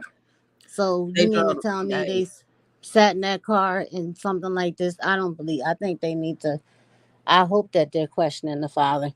Miss Lucy, I believe Brian told his dad what he did, and his dad wanted to help Brian clean the car. Mm-hmm. Now, Charlene said they drove to PA, but they saying the dad flew from Washington to PA to drive 2,500 miles. So I'm thinking of 2,500, like y'all said, driving back to Washington. True, what you think? Why you think the daddy flew from Washington to go back to Washington in a car? Hold on, sis. I'm on the phone with Mama Chat. Oh, okay. You hear me, Margie? That's what I don't understand. Like, this some crazy shit. I believe that too. I believe, like, it seems like we all believe that he told the daddy something. Mm-hmm. And the daddy, without telling, is the mom and the daddy still married? I was thinking that maybe the father lives in Washington. You see what I'm saying? Like maybe they're not together, and the father lives in. I don't know. But wait a minute, the family home is in Pennsylvania. Hold on, maybe we need to listen to that again, girl, because I'm now we confused. Yeah. Brian dad flew to Washington from PA, then drive back to PA. So was Brian in Washington? Well, they did say the school was. Didn't they say the school was in Washington? Washington, yeah. I think they said he went to the school in Washington. You right. Y'all right. Now that I'm thinking about it, he went to school in Washington. That's right. But they said they tried to make it look like Washington wasn't that far from Idaho. Well, it is. That's what I thought. Okay, so Brian, he Lord have mercy. So how Brian must have been. Brian was already over there in Pennsylvania when he did all this shit. Well, maybe he went back to school after he did all this shit. Was they out on a break? You know what? Thanksgiving break, wasn't it? That was around the time because it happened. Well, Thanksgiving was after that. It happened in October, right? I seen something said November 13th. I thought it was in October. But so he would have drove the car back because it said Nancy Grace said he took the car and parked it in mommy's driveway. So I don't know, and that's in Philadelphia. I can't make sense out of that. Can we listen to it again? The one with yeah, we could play it back, girl, because yeah. Let's listen to it. We're gonna listen to it from the beginning, okay? Y'all listen to it from the beginning. New developments in the murders of 4 students from the University of Idaho. Law enforcement sources telling ABC News they identified suspect Brian Kohberger by linking DNA evidence from the crime scene to a public genealogy database. And tonight, what we've just learned about that cross-country road trip the suspect made with his father. ABC's Kana Whitworth in Stroudsburg, Pennsylvania. The man accused of stabbing 4 college students to death is set to appear before a judge within hours, waiving extradition and paving the way for his swift return to Idaho. The lawyer for 28-year-old Brian Kohberger says his client maintains his innocence. He's certainly eager to get back to Idaho to start the legal process, and he believes that he will be exonerated when he does return. Sources telling ABC News police were able to link Kohberger to the crime in part by running DNA from the crime scene through a public genealogy database. It's an investigative tool routinely used since the capture of the Golden State Killer. Police first finding relatives, then zeroing in on Kohberger, a PhD student studying criminology at Washington State University, just 15 minutes from the crime scene. Kohberger was also a teacher's assistant. One of his students says he seemed a little different after the murders. I remember he looked a little bit more disheveled. He had like some stubble coming on and his hair was a little, messed up or whatever. Nothing like crazy, but enough that I remember seeing him and thinking like, oh man, finals must be really getting to him or something like that. Dominic Schell told us he socialized with Kohberger when he was a teenager here in Pennsylvania. And how do you remember him at those parties? Withdrawn, kept to himself. Tonight, investigators processing Kohberger's white Hyundai Elantra, they say was spotted on surveillance near the crime scene. Kohberger and his father driving the car 2,500 miles from Washington to Pennsylvania, arriving at the family home a month after the murders. I can tell you based on experience that cars months and sometimes years old, we've been... Okay, so a month. Okay, so they drove from Washington. So yeah, Brian went back to school, tried to play like everything was okay. And his daddy flew from PA to Washington to drive him back. Now, if he was already coming home, because he probably was coming home for the holidays, why the daddy had to go get his ass? Why he couldn't catch a plane? Right.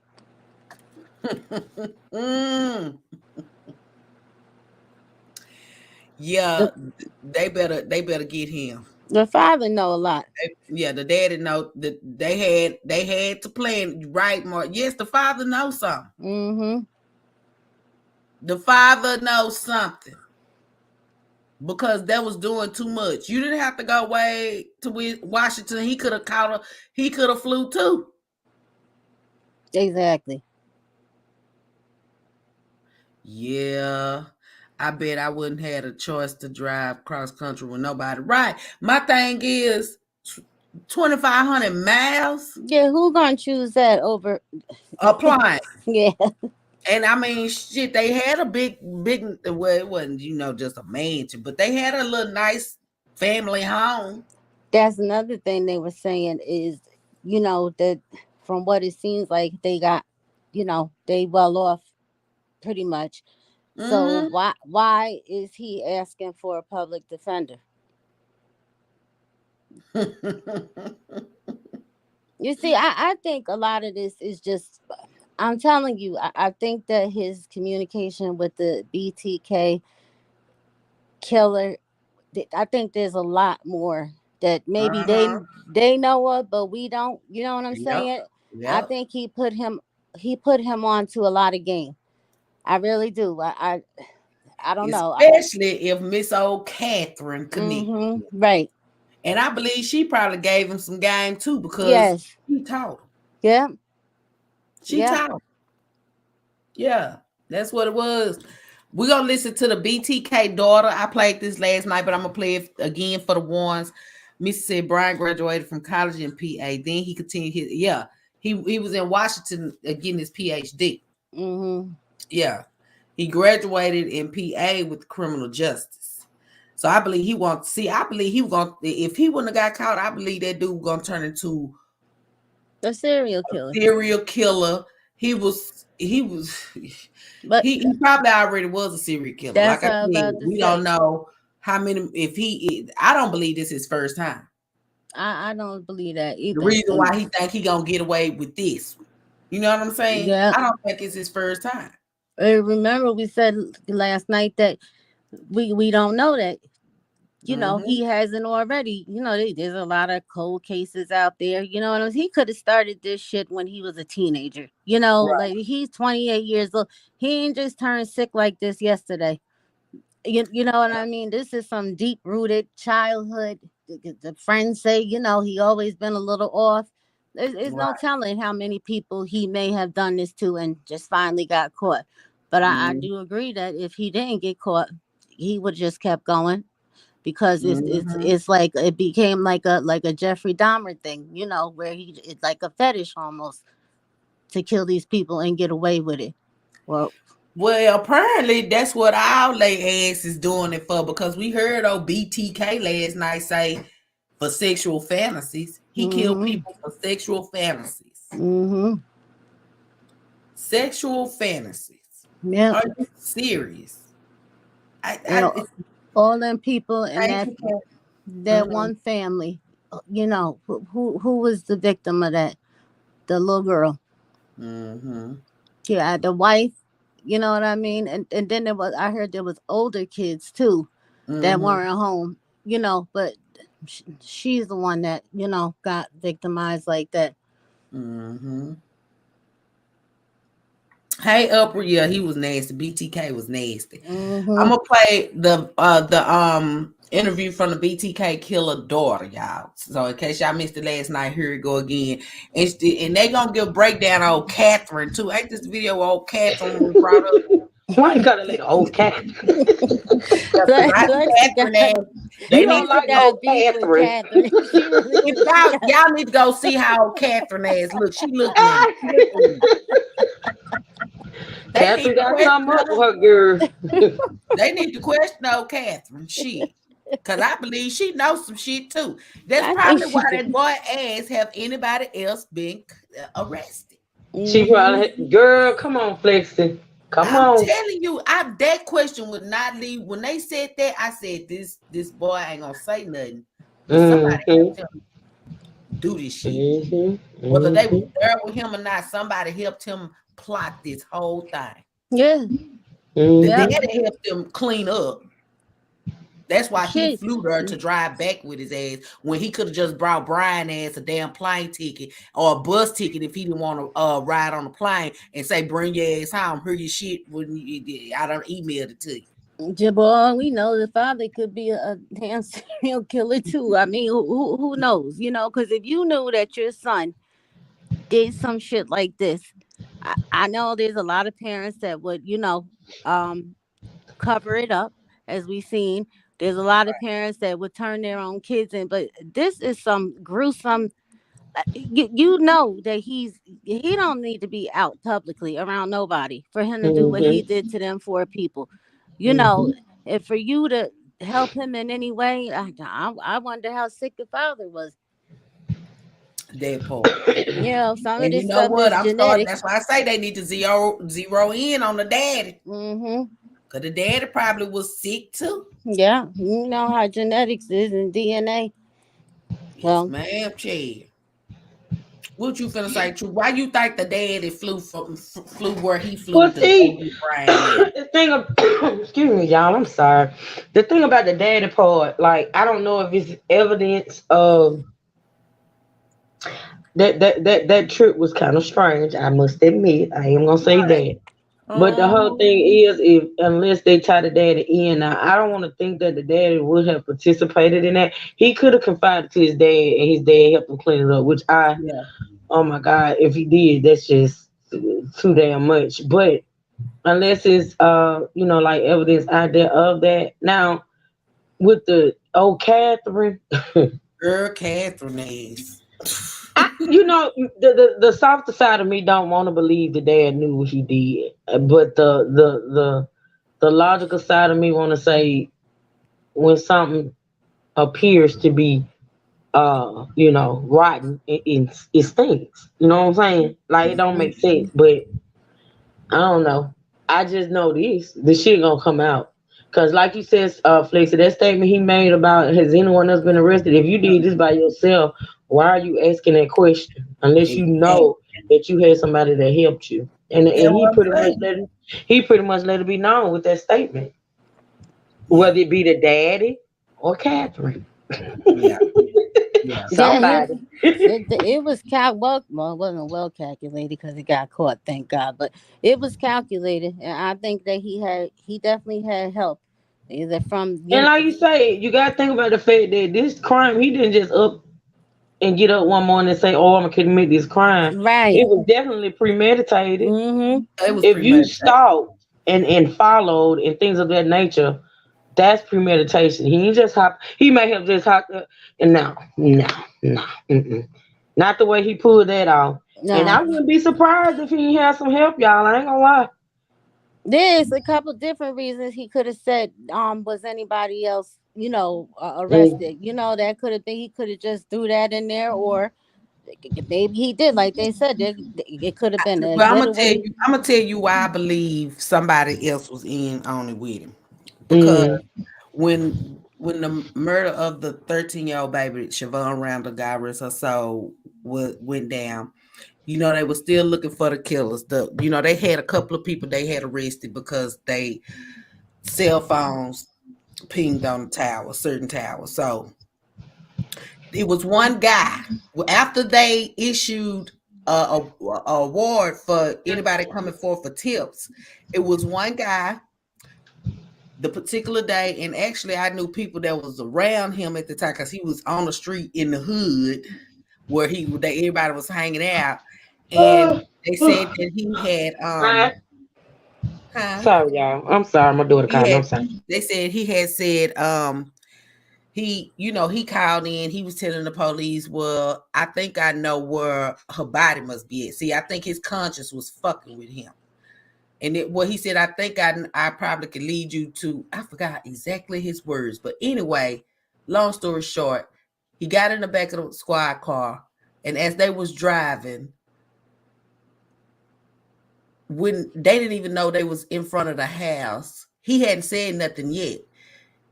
They heard him say, R.I.P. looking at the house. And lo and behold, one of the officers was happening to be paying attention to him in the back seat and seeing what he did. And they stopped the car and they say, do you know anything about these murders? Because he was trying to insinuate like he didn't partake or he didn't know. Kind of found out that house that he was looking at and said RIP and looked up at the sky. You know what I'm saying? Looked up at the roof of the car.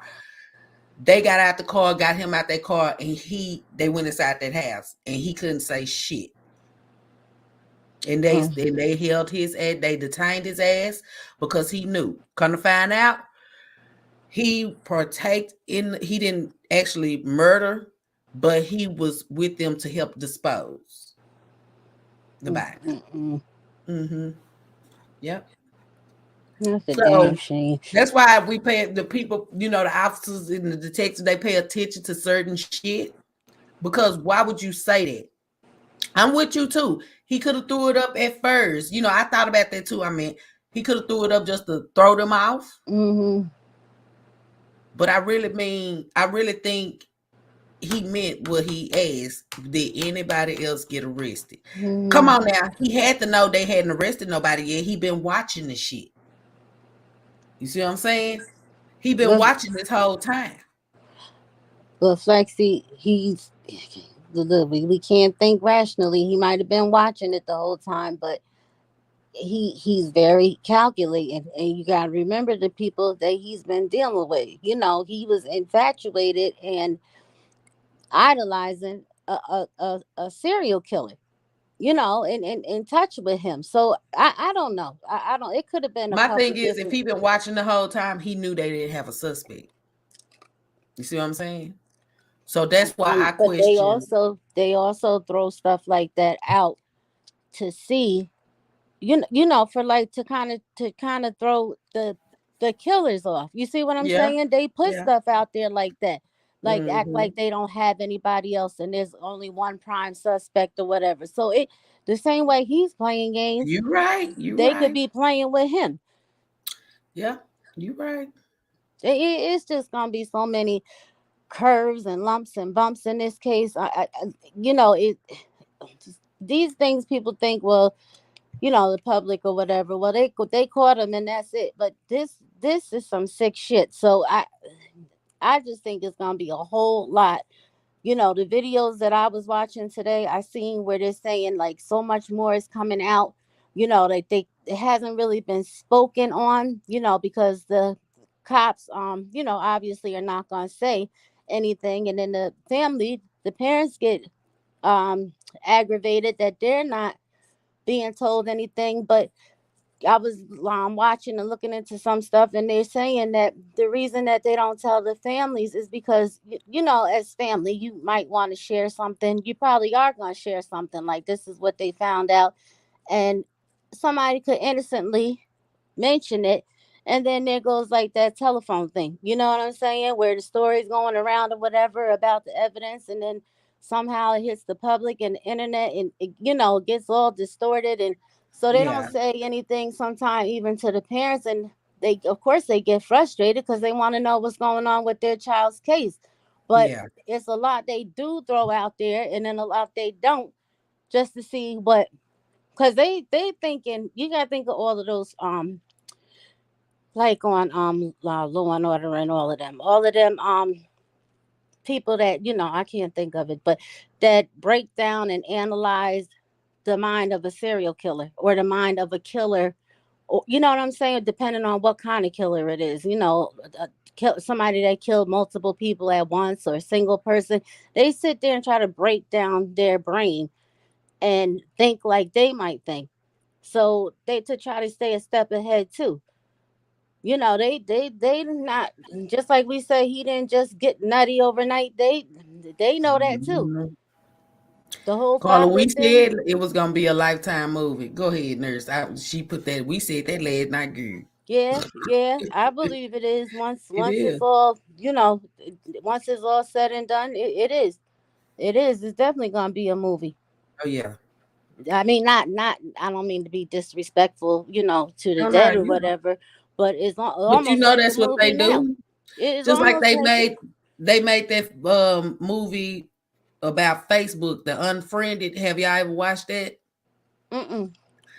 And yeah, Unfriended. It was supposed to be like all these friends that get on Facebook chats and stuff like that. Something happened to a girl, and some they was like the friends was disappearing off the chats and shit. It happened. The movie came out some years ago, but that movie was good. That motherfucker. If y'all haven't watched it, y'all need to go watch that. Have to look But they that said one up. she was coming back killing them or something. But I thought she was dead. I thought the girl was dead. But they made fun of her. No, she wasn't dead. They made fun of her when she was drunk. I went to a party that was leaving. She was drunk, and I don't know if they pulled her pants down. I can't remember because I watched it a long time ago. But yeah, this shit is good. I think she had used the bathroom on herself. They took pictures and posted it and shit on Facebook. So yeah, it was real crazy. So they basically humiliated her, and they Yeah, didn't know who they was and she fucking with. came back and got Yeah, their ass. not funny, but yeah. Mm-hmm. I'm gonna look. I'm gonna look it up upward because it's called Unfriended. That's the name of the movie. That shit was good. I was like, what the fuck is going on? Like you instantly see they could be on there talking and then somebody shit go blank. They done been killed. And I'm like, how can you not see who the fuck done killed them or something? That shit, y'all gotta go watch that movie. I haven't watched it yet. I'll check it out. Yes, Missy. Y'all gotta go watch that. But we're gonna listen to the BTK serial killer daughter speak on this case and the connection between her dad and Brian. Yeah, her dad and Brian, because old Catherine ass hooking them up and shit. There you go. Catherine, I they need to swear. ask your ass some questions, Catherine. Sexy seemed like she got beef with Catherine like a bitch She on the do. street. Girl, cause Catherine, girl, that fucked me up when they said when this girl said Catherine could have possibly connected Brian to her with her daddy, you know, because they said she had intimate visits with him with the She had BTK. to write the book. You know, I Yeah. thought I didn't realize that she actually. I don't know what I was thinking. I didn't realize she actually wrote the book for him. You Yeah, see what I'm she saying? wrote the autobiography. That's what an autobiography is. It was Yeah. like a story. Yep. So you imagine how much time, how much intimate detail she got from him, and then you end up being this boy's professor. Did y'all find out which TikToker? Okay, I know about the TikToker, but did y'all go look to see what professor this TikToker has said is the one that's behind the murders? Because that professor is now suing that TikToker, and I forgot to look last night and today, y'all. But I was like, is it Catherine that she put this on? I heard that. I heard. I don't. I'm not. I have the TikTok account, but I don't really use it because I don't really know too much about It it. But may I be a did video. hear. You know what? It may be a video on YouTube. I'm gonna I look it heard the up. instructor was suing the TikToker too. And then when I thought about it after yesterday with you know, when we were introduced to Catherine, I was saying the same thing. I wonder if it was her. She's the only professor that whose name has come up that I heard. Now, you know, that don't mean nothing, but I wonder. I'm gonna look. I'm finna see, girl. Cause baby, Yeah, that could now be something. Huh? let me see. Let me see. I don't know if this her Idaho professor saw a TikToker. Okay, we'll have to see. We'll listen to that after this, girl. Okay. But it's a black TikToker that's getting sued. Okay. So it doesn't say the professor name in the description. It just say a university. It says a University of Idaho. Well, Catherine ass she was in Pennsylvania. Was she in Pennsylvania or Washington? I think Pennsylvania. Okay, yeah. So that's the Idaho. So Okay. she accused the wrong one. Okay, so let's listen to the B2K killer. I keep calling this man B2K like a mother. You get going, you get me going. I can't say it right either. I have Girl, to say it all the slow. BTK. To say it all slow. Girl, y'all know shit. I be thinking of singing and shit. Bump, bump, bump. Yeah, you hear me? Shit. It's hard though. What somebody put in the chat last night what it actually meant, or did they tell us? It meant Last night what bounded. BTK mean? I think they told us on the video. Bound, tied. I saw it today. I can't remember. Bound, tied, and killed or something like that. Yeah, it stood for something. Which I Yeah. never knew until this came up. I didn't know. I figured it had to mean something, but I didn't know that's what it was. Well, let's listen to his daughter for the ones that missed it last night. Like I said, you can go back and check out to my last night's live, and it was a lot of shit in there, Chad. We even heard the BTK killer talk confessions, man. I gotta tell y'all that live was kind of triggering, okay? Because he said too much. The old BTK man, he said too damn much. Hold on, let's listen to his daughter speak, y'all. After Koberger's arrest, I actually saw somebody mention Dr. Ramsland on Twitter. And then I realized, there was a connection there through DeSales University. Like, personally, my first reaction was just like my stomach churned and I literally physically got ill. I live with chronic PTSD. So, anything unexpected can really throw me, and knowing that there was now a connection back to Ramsland and she connects to my father, it was just a lot because I've been pretty invested in the Idaho case. I've been keeping up with the news and the true crime community. I've been quietly invested in the case, and so I was pretty shocked to find out that there was a connection to Ramsland and potentially a connection to my father, but we're going to have to wait and see. Do you think he may have had any sort of communication with your father? Kohlberger could definitely have had communication with my father. It's very common for criminology students and in general the true crime community, or just fans or people that are curious in general, to contact my father via mail. And occasionally they do speak to him on the phone. Knowing how personally connected Ramsland is to my father, I would not be surprised if Kohlberger had at least tried to write my father. We're going to need to see letters. I mean, potentially, if Kohlberger has contacted my father, there would be letters in Kohlberger's house and also in my father's jail cell. I do think if there's a connection made, the FBI definitely need to go speak to my father. I wouldn't be surprised if there's one, but I need proof. So, people just kind of saying, okay, Kohlberger was influenced by your father. Well, obviously we know he studied my father in criminology classes. He probably studied him heavier since he had Ramsland as a professor. But we need to find out if there's a deeper connection. It concerns me. My father's had several mail violations and various violations, including cyber stalking me. So it concerns me that my father continues to have access to the public, and the public has access to my father. Knowing what you know about Dr. Ramsland, do you think she may have had an inclination that something was off with Kohlberger because she studied your father so closely and has been studying serial killers for so long?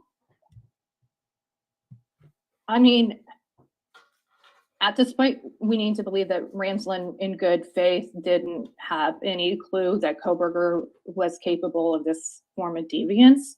I mean, I have questions about how did he get into the master's and PhD programs. I have questions about was he background checked? Did his supposed drug use or previous drug use, was that taken in consideration?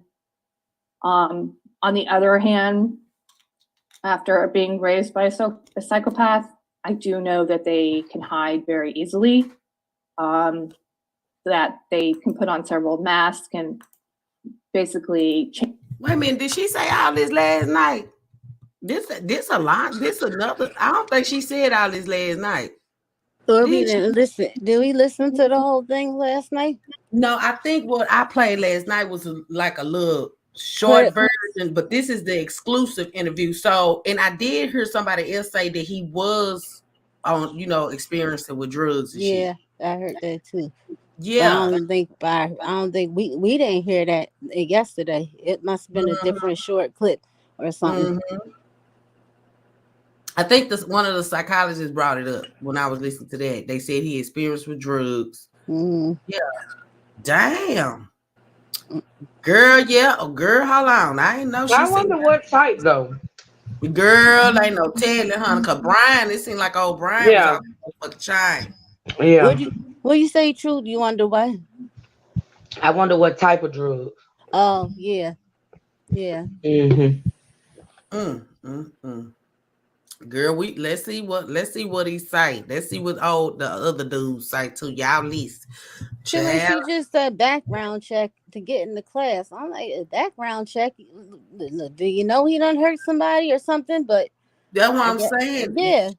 But I guess you know what? You never know. She may can tell because she may feel like he trying to do, like we said, do the same shit her daddy did, and she know what her daddy did. Yep. You gotta remember that family, his family, they had no idea for years what kind of, he had like a whole family, a whole life, and they had no idea of what that man was doing for a long time. Right. And she, I don't know. That was some sick shit too. But she would have a good idea. She know what she's talking about. Let's just say that. But y'all listen, hold on, girl. She getting. I ain't hear all this. Hold on, girl. This something else. Change how they're interacting with you, mimic you. Basically, a lot of times they're saying to you what they think you want to hear. So I would assume Kohberger held himself in a certain way in a professional educational setting. I'm kind of shocked how far he's made it into the criminology fields. But it's happened before. My father has a criminal justice degree. D'Angelo, Golden State Killer, he has one. Bundy, I believe, studied criminal law. So it happens. I mean, you can be an expert on psychopaths and they're still going to trick you. And honestly, somebody like Kohberger probably found that thrilling. I don't know to what degree where his deviance caught up with him, or to what degree he knew he was deviant or he was capable of this kind of act. But I'm assuming, based on what I know about like my father and other, serial killers like my father, they kind of get off on being smart and thinking they're smarter than everybody in the room, and they're not going to get caught. I definitely can see that being a case here with Kohberger. You know what it's like to be a family member of someone who's killed. I mean, what can you say about what Kohberger's family? I mean, he's just a suspect at this point, but what can you say about what his family may be going through? Kohberger's family is going through utter hell, I assure you. I mean, at this moment, we have no reason to suspect that they knew. We're going to have to wait on law enforcement, but innocent until proven guilty. So as of now, we have no reason to suspect they had any involvement, they had any knowledge. I know people are out there saying, well, what about the car, and that the father supposedly drove home Kohberger from college. I get it. But I was home for Christmas in December of 2004, stayed in my father's house probably for like a week and a half.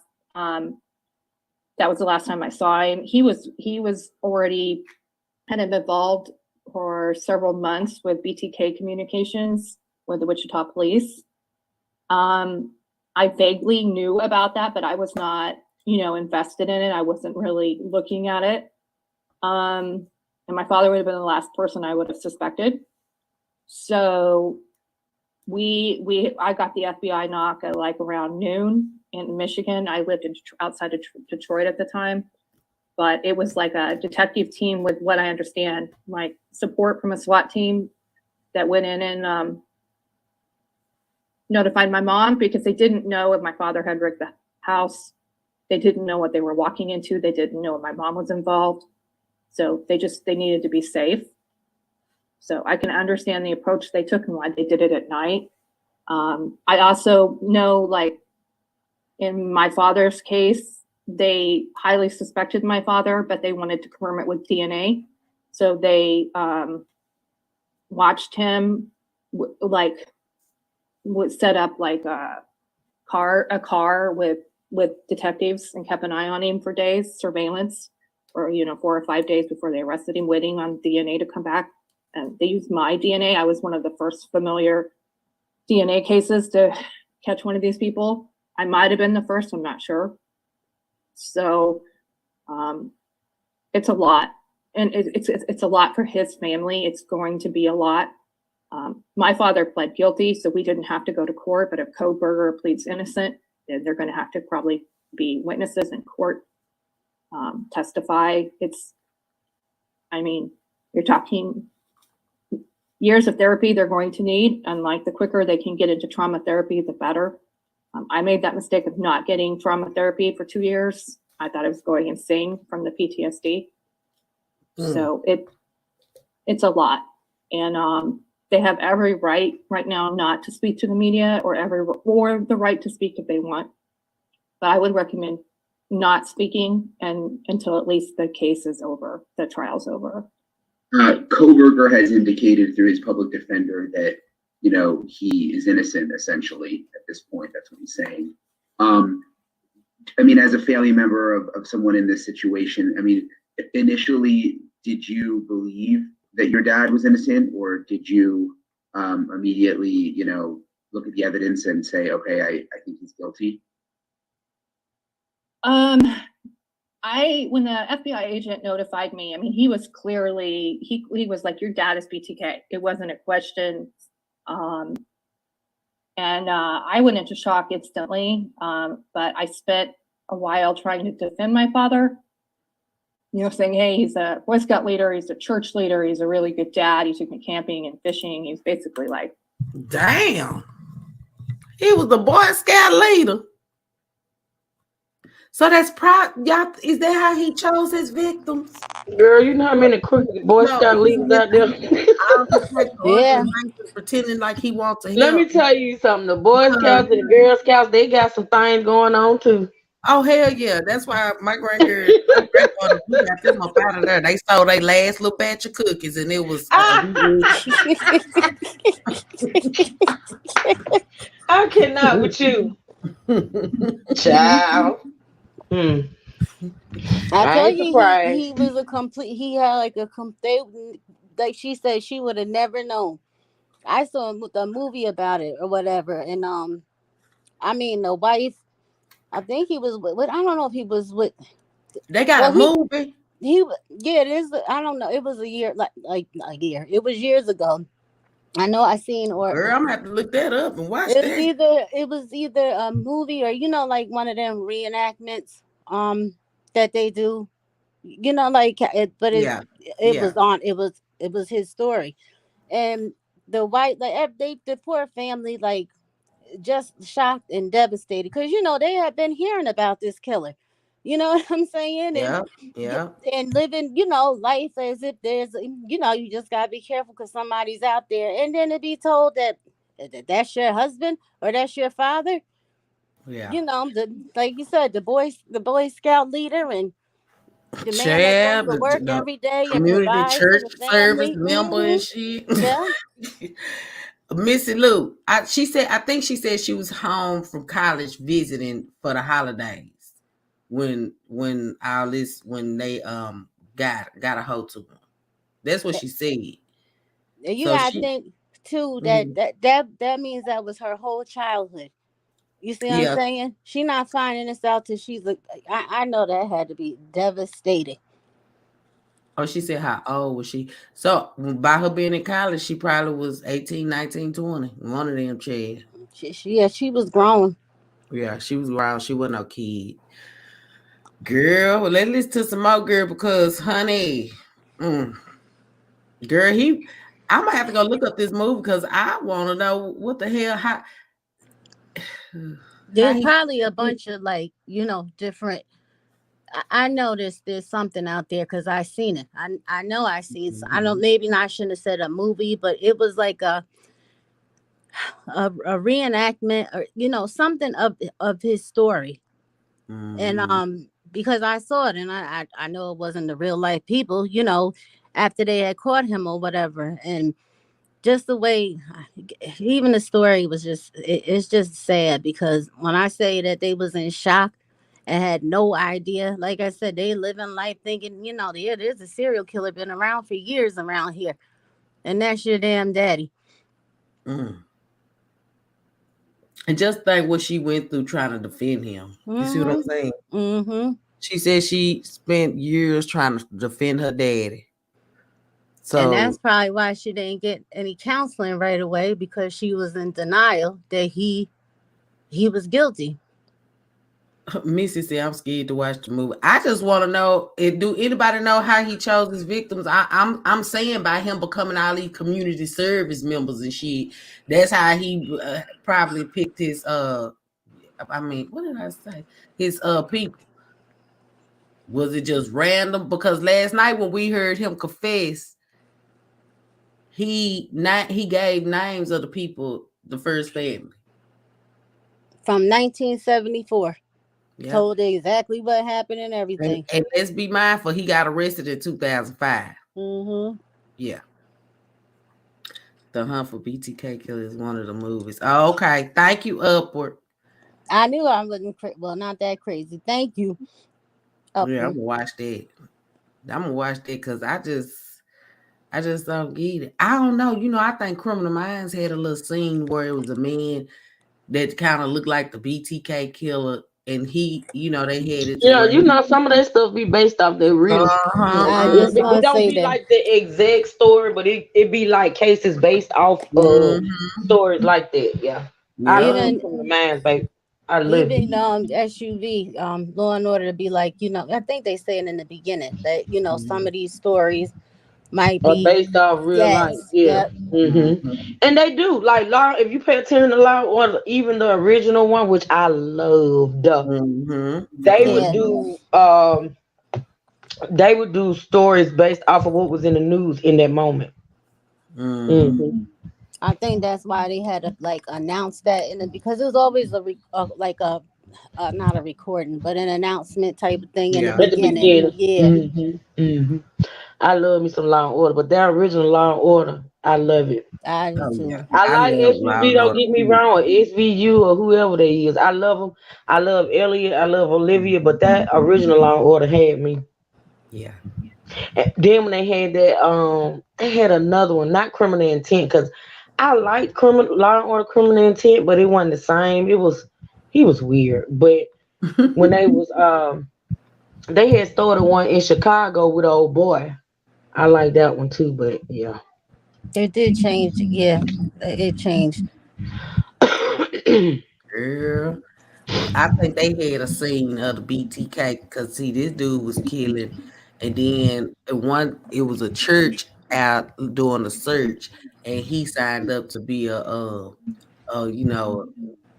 help them search for who. Yeah, it's been a lot of cases where people would have gone missing, like children and stuff, have gone missing, and they form search parties, and the actual person that committed the crime would be involved in the search, like around the police and stuff, so they can kind of hear what was going on and stuff like that. That happens a lot. Oh, Chad. That happens a lot. They be right there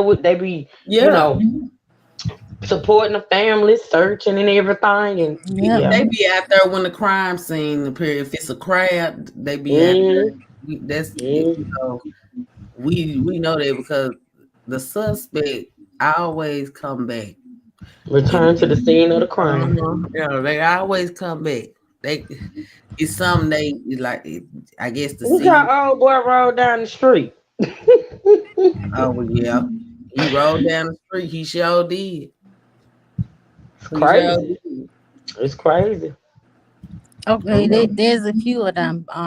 B2K killer, the B2K killer, BTK serial killer, something about Dennis Rader I saw. Yeah, there's quite a few of them. There's one on YouTube, I believe. Yeah, looked like it. Upward said the Carr brother stories the Carr brother story was known as the Wichita Massacre. That's another hot one. What? The Carr brothers? Child, y'all be knowing those serial killer stories and shit. Never heard of that one. Yeah, me either. I'm gonna have to look that one. Hell, I ain't know who I probably did and I don't just think about him. So that's why I didn't remember no damn BTK killer either. I don't be just looking for the serial killers. I just looked it up. Okay. Oh wow. So let me finish playing to his daughter, and then we gonna talk some more, y'all. Okay. All right.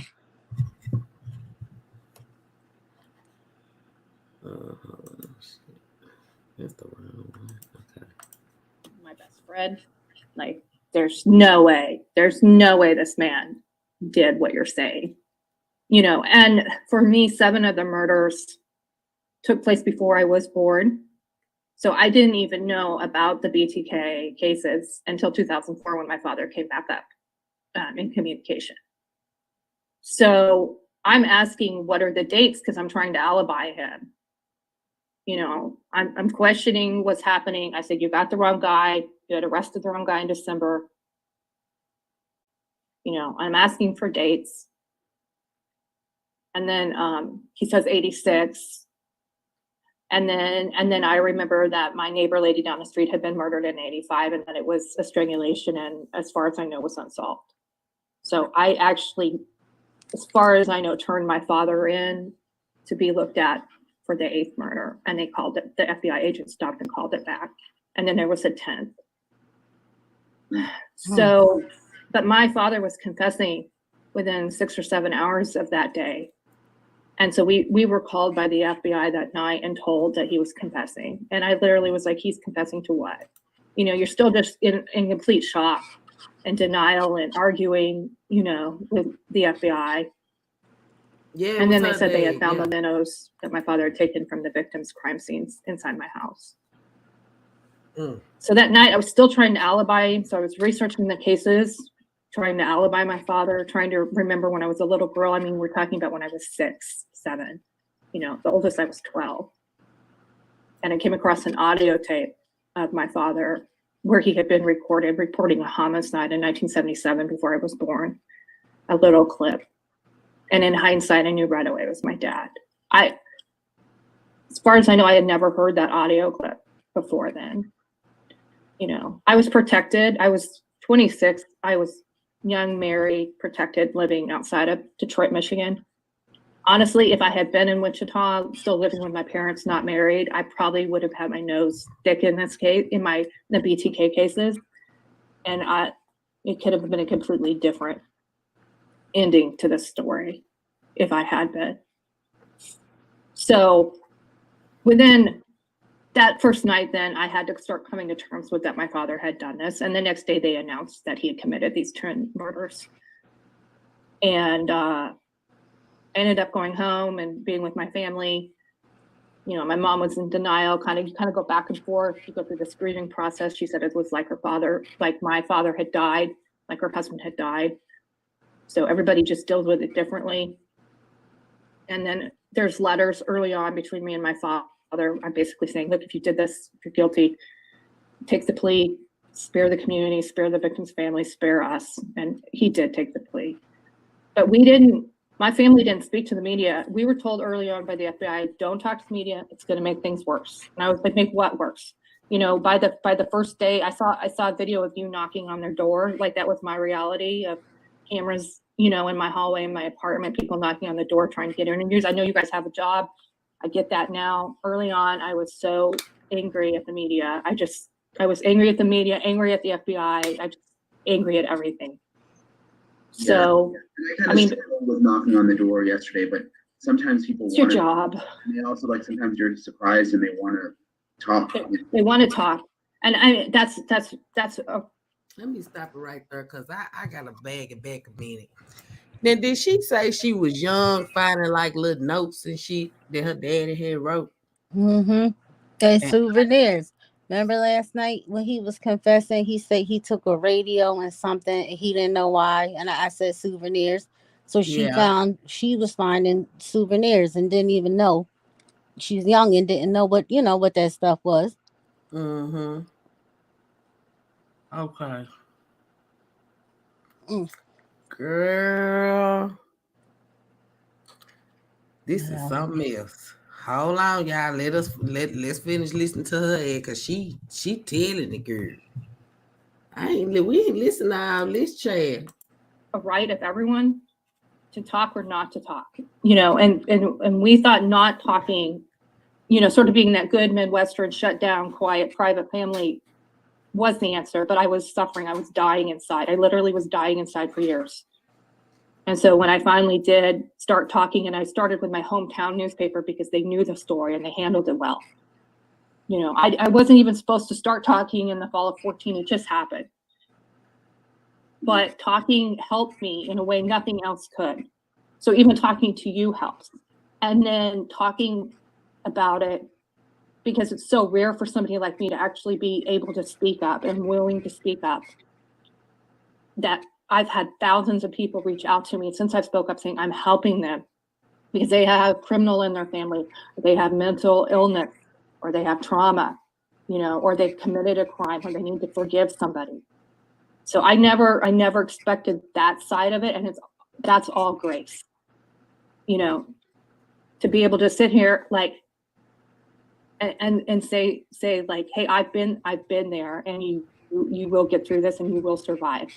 And I've been there where my family is still accused of hiding things. It's been almost 18 years. And my mom is still accused of having hid things that she knew about my father. I mean, one man's actions 40 some years ago still affects me daily, affects his grandchildren, affects these 7 families, affects the community.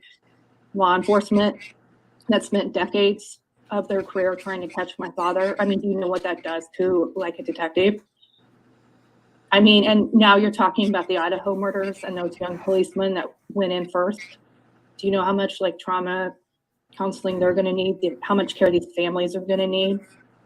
Like the media will go on. You're going to go on to the next horror and the next horror, but there's so many people profoundly affected for the rest of their lives and lost. I mean, we lost 4 young people.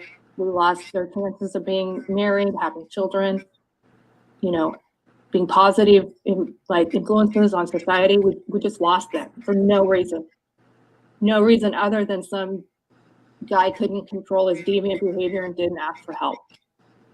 There was nothing stopping my father from walking into a police station in January of '74 and saying, I'm getting ready to commit this crime. Can you help me and put me in a mental hospital?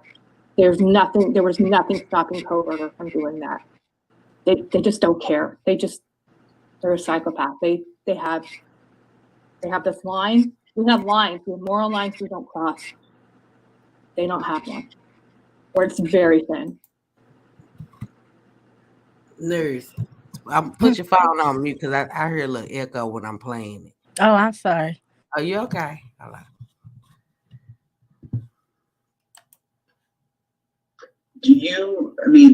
Kohberger being a criminology major and now getting his PhD, clearly interested in serial killers. Do you think the fascination, is part of the problem? I don't know. It's so messy.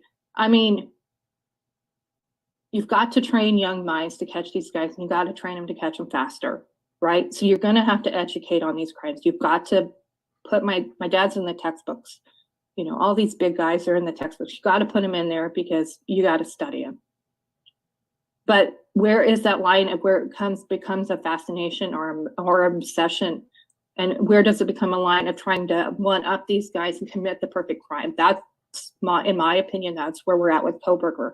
In time, we're going to be able to tell. But I feel like I have a question. Did he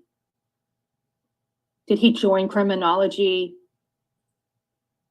to want to learn to maybe become like a detective or a forensic psychologist, or did he go into it knowing he had deviant behavior? Because my father knew he was a deviant from childhood, according to my father. But we're talking about with my father, somebody that didn't get help in the 40s and the 50s. There was no help. There were no labels for these guys. Nowadays, what we would call my father saying he had a conduct disorder. Okay, so what's Kohberger's past? What you don't just walk into a house and do this. Now, it maybe was his first murders, in my opinion. Time will tell. But there's a lead up of behavior. For my father was breaking and entering, stalking,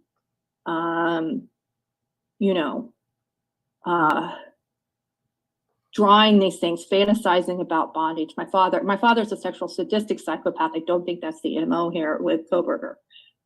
But there's all this hidden behavior that leads up to this. And why in this day and age, with all the help that there is, working with these world-renowned,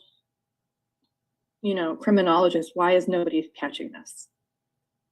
I mean, I don't know what that says if somebody is that deviant and is working academically with these people and they're not being caught. I mean, What chance do us regular people have?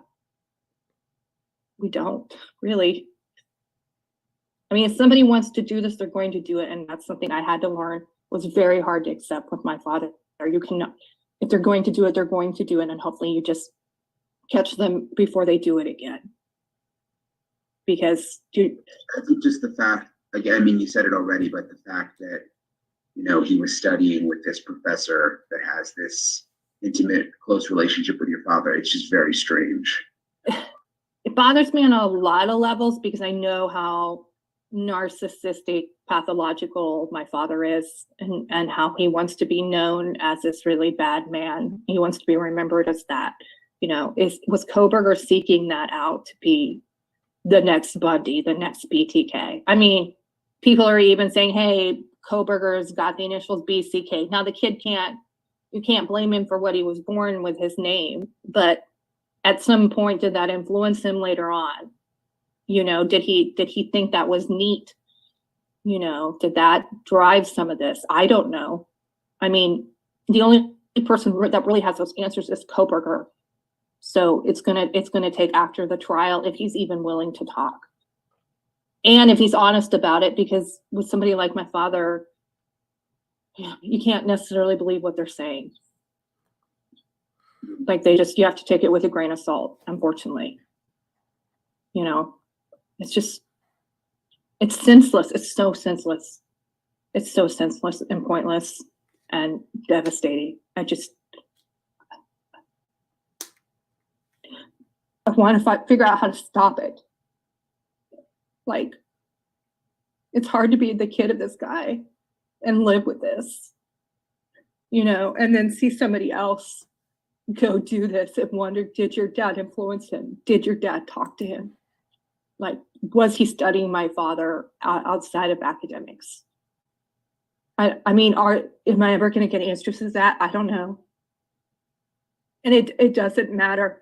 Thousands of people have told me it's not my fault that I couldn't have helped my father when I was alive as a kid, but I still carry it with me every day.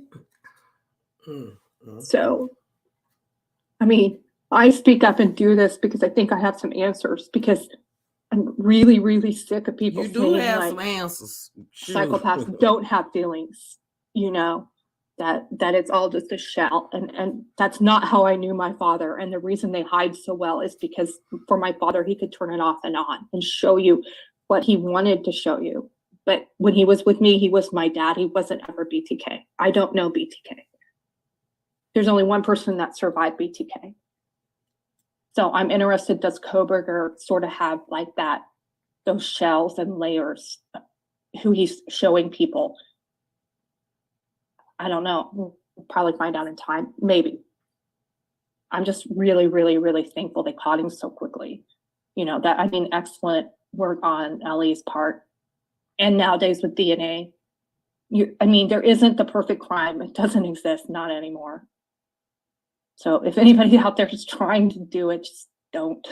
You're going to get caught and ruin your life and everybody else's life around you. Sure is.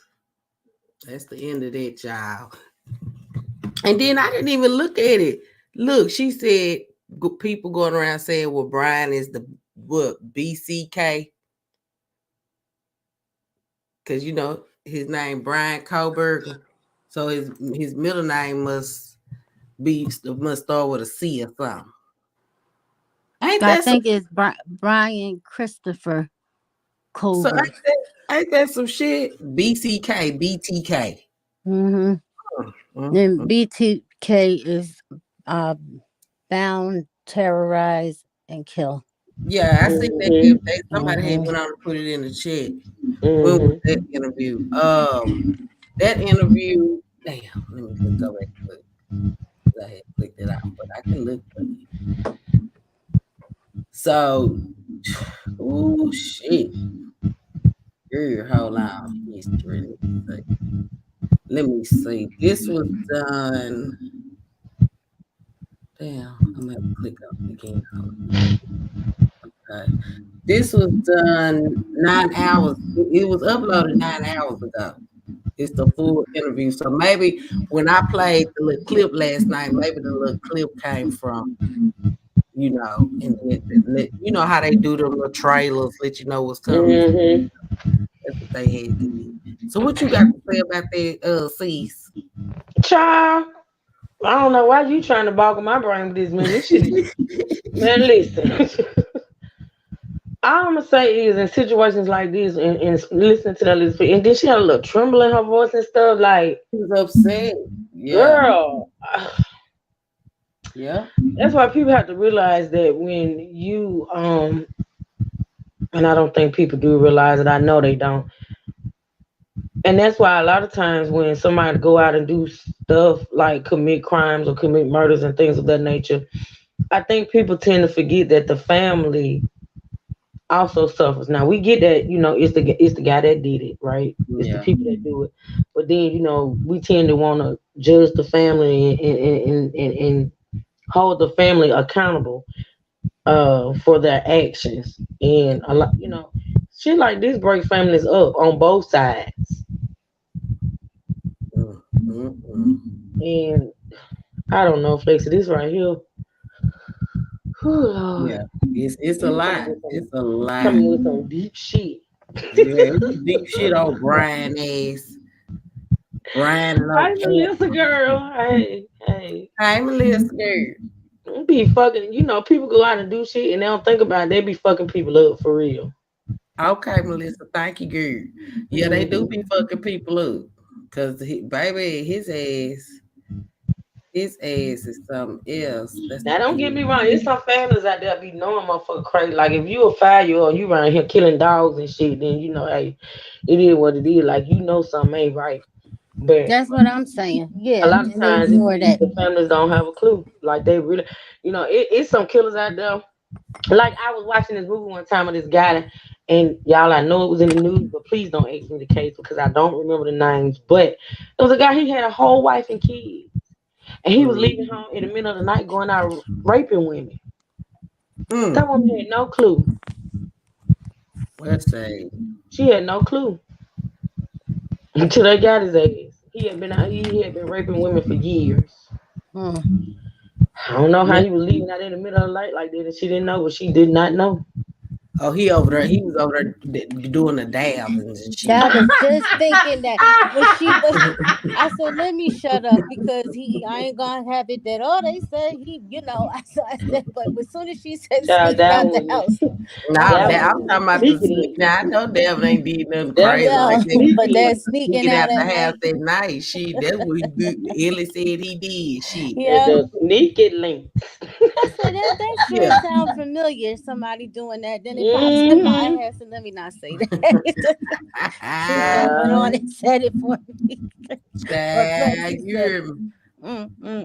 I'm gonna play this last video, and it's from CNN. It said how investigators narrowed in on the suspect in Idaho student killings. So we're gonna listen to that. It's about 7 minutes, so it's not that long.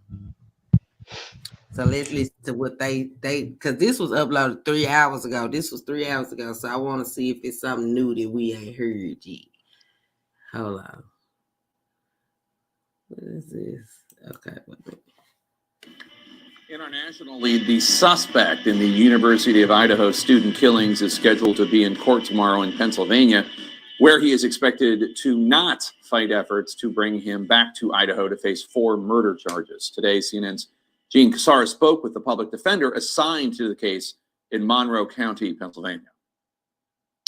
The man who police say killed 4 college students, then weeks later drove cross-country tracked by police, will go back to Idaho to face charges. Detectives arrested 28-year-old Brian Christopher Kohlberger, Ethan Chapin, Zaina Kernoodle, Madison Mogan, and Kaylee Goncalves were stabbed to death November 13th in this Moscow, Idaho home.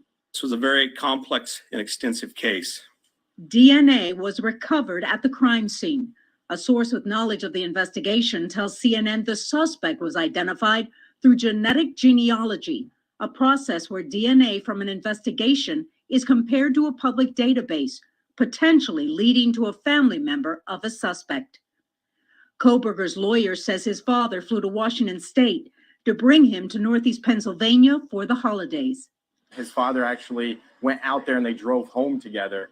They drove his white Hyundai Elantra. A car matching that description was in the immediate area of the killings, police said. CNN confirmed they stopped at a repair shop in Pennsylvania where some work was done on the vehicle. I believe he arrived somewhere around the 17th of December. Jason Labar, the chief public defender from Monroe County, Pennsylvania, is representing Koberger until he is extradited. A law enforcement source says the FBI watched him for 4 days before he was arrested. The FBI, local police, Idaho state troopers were at their house at approximately 3 a.m. knocking on the door and announcing themselves to enter.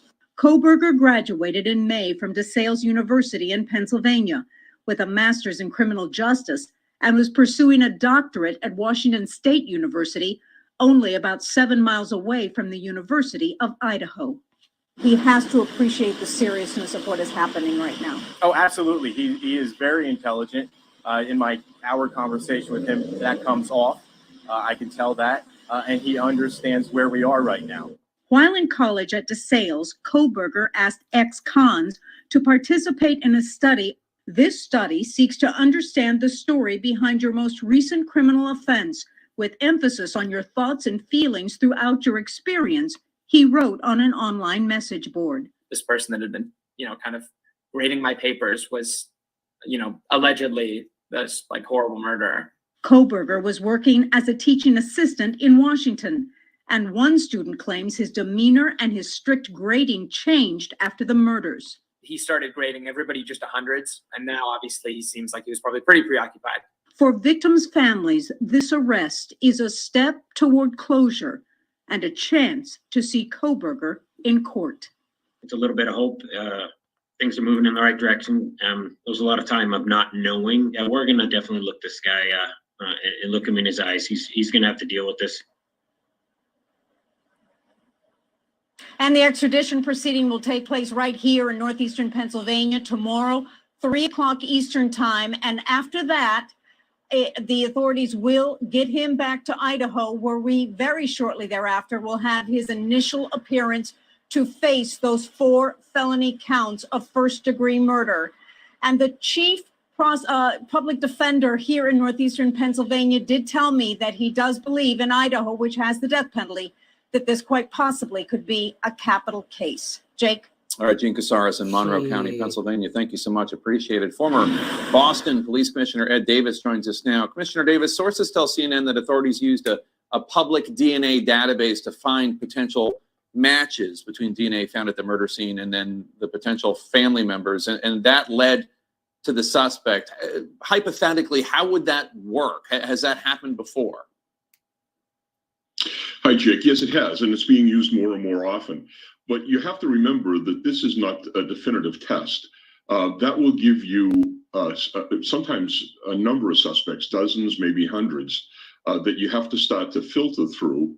And what you're looking for after you get that initial list is people who have some proximity to the crime or some motivation. If his name popped and he was in the area, he drove an Elantra, those are obviously indicators that would have the FBI concentrating on him. And then in the past, when we've run into situations like this, we would attempt to get a direct sample of DNA from the suspect. So those surveillance teams may have been doing more than just watching him. They may have been looking for discarded water bottles or other things that would produce a sample that they could check to be certain that it was in fact him. And not every one of these genetic databases shares information willingly with law enforcement. I use Ancestry.com. I don't think they willingly share with law enforcement. Others do. How does that work? I do too, and I think that information is accurate. It all depends on the system that you're putting your DNA into, whether or not they tell you that they're going to share it, and whether you sign a release for it. And in some cases, when you look at that release, it might not tell you directly, and then you're exposing your not only yourself but your family to a review by public authorities. We learned over the weekend that the suspect and his father drove across the country after the killings, supposedly in this Hyundai Elantra that was possibly seen at the site of the crime scene. What would you want to ask his father if you had an opportunity to? Well, I would certainly want to ask if there were any indications that he was feeling stressed or disoriented or not paying attention to things. All of those would be indicators. He may have confessed. Sometimes people in this situation, when they feel safe with a loved one, will start to talk about it. I'm not saying that happened in this particular case, but those are things that they're going to ask the father. And also, was there anything in the car that may be helpful? Trace evidence is a huge issue in a case like this. So anything that was out of the ordinary would be of great interest to the investigators. Well, I'm sorry, sir, but I would have asked his ass why in the hell he didn't get LeBron a little plane or bus ticket to bring his ass home. Why the hell did he have to fly to where he was at and drive 2,500 miles back to the house? That's what the hell I would have asked him. What was you doing that for?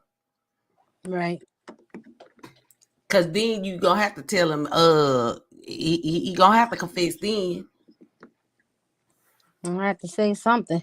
Shit.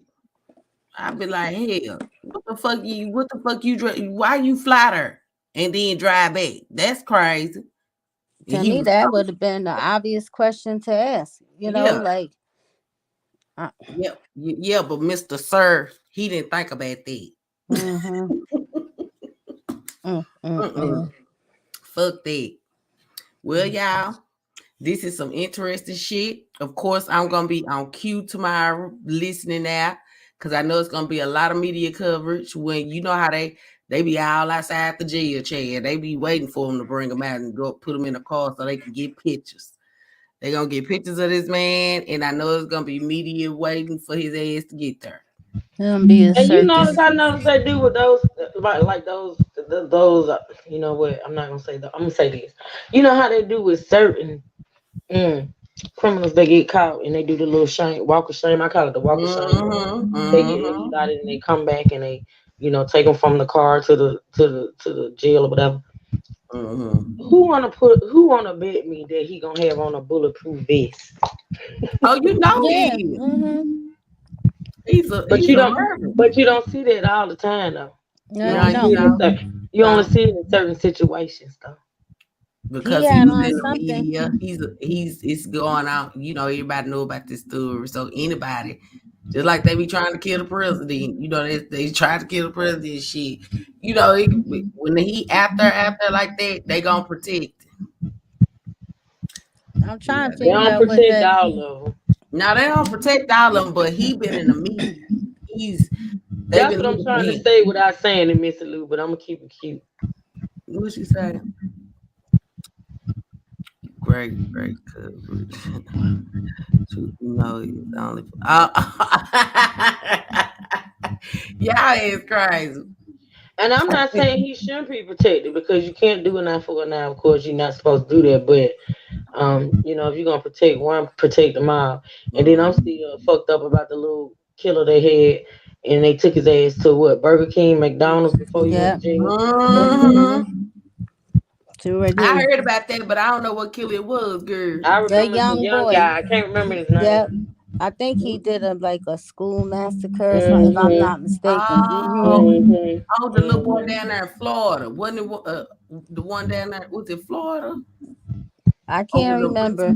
I know he was young, and they sure did take him to one of them fast food restaurants before they did what they had to do.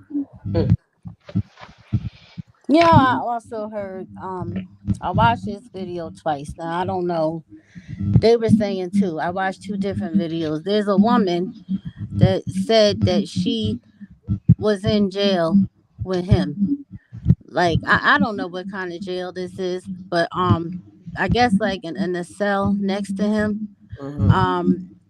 No, I thought they were separate, but she said that he was making all kinds of noise and singing the lyrics to violent rap songs and harassing the guards, talking about "I'll stab you," like acting a fool in jail. So I don't know where they were saying that she, because I guess she was in there for something simple, like she got out like the next day type of thing. She was there for 6 hours. That's what they said, but she happened to be there when he came in, and so like that's the type of behavior he was exhibiting. Maybe that was just when he first got there, and then he got tired and laid down. I don't know, but I found that to be interesting if that was the case. Wow. And he was in this little vest thing. I forget what they call it because I seen what they said it was, that little black vest thing. So I don't know if that was protection for him, or it doesn't look like it's anything for suicide or anything. So I don't know what that is, but it looked like they brought him in with that on. So tomorrow he'll be well protected. Oh yeah. Dylan Roof. Oh yeah. Okay. I forgot about our little old Dylan ass. Yeah, that's his name. Yep. Yeah. Y'all, this shit is crazy. But I'm gonna get my ass up off of here so I can get ready for bed and go to work in the morning. But I am gonna be listening front and center for the news coverage on seeing Brian ass and waiting on an update from when they get him to Idaho. So, which I know it'll probably be in the afternoon or the evening, they said. So we're gonna see how this shit go. But if I get my hands on anything else, I'm going to play it because, baby, that TikTok video really threw me for a loop when I heard that. I said, I have to let them hear this. He described shit to where the public didn't even know about this shit. So if y'all missed it in the beginning, go back to the beginning and you'll hear the first video I played. It's allegedly Brian Cohenberger's TikTok. And a lot of people believe it's him. And you'll also see, where when the screen went black, it like gave off you could see the face and the top of the head. But the shadow, like you said, Nurse. But he went into details that the public don't know shit about how these murders went down. So y'all make sure y'all go listen to that. Y'all not forget about for her yet. You got any last words, sis and Nurse? Do y'all have any last words? No, but I just want to say this getting really good. Stay on, sis. Oh yeah, I am, girl. I got it you. is. It's very interesting. And I'll just say that after midnight, it is officially my birthday. Oh, happy birthday, Nurse. Thank you. Happy birthday. Yes. Appreciate it. Thankful to see thankful to see another one. I know that's right. Definitely. But yeah, I be looking at this stuff too. I probably be up half the night looking for new stuff. I see this your shit, girl. You like me, honey. I'm be comparing him to Ted Bundy and looking up stuff with all these other things. Who he's been studying. Was something else too. I just saw something that I didn't because I couldn't listen to it, but they got a yellow Volkswagen Beetle. I think he had, and I don't know if they were saying it's one of these well-renowned reporters standing next to it. So I'm reading the comments and everybody's saying, oh, that's so weird, that's freaky. I don't know if they're trying to say I think they might be trying to say it's Ted Bundy's old car. Wow, good night, Bayou Princess. What, girl? Yeah, I'm gonna have to find that so I can actually listen to it. But yeah, I'm like, well, this is a good time for it to come out, I guess. Right. But yeah, I definitely be looking. They saying happy birthday to you, girl. Oh, thank you, everybody. Yes. Well, I'm gonna be back tomorrow night. We're gonna have something to listen to, y'all. It's a new year. I gotta, get back to doing my lives at night. So y'all just bear with us, sis. But yeah, we're gonna get back into some commentaries. Sis be doing the true crimes over there. You know what I'm saying? And I be trying to follow the crimes that's going on today. This story right here is the one I really want to sit back and pay attention to, because this dude here, he for one, he trying to act slick. He trying to. It's like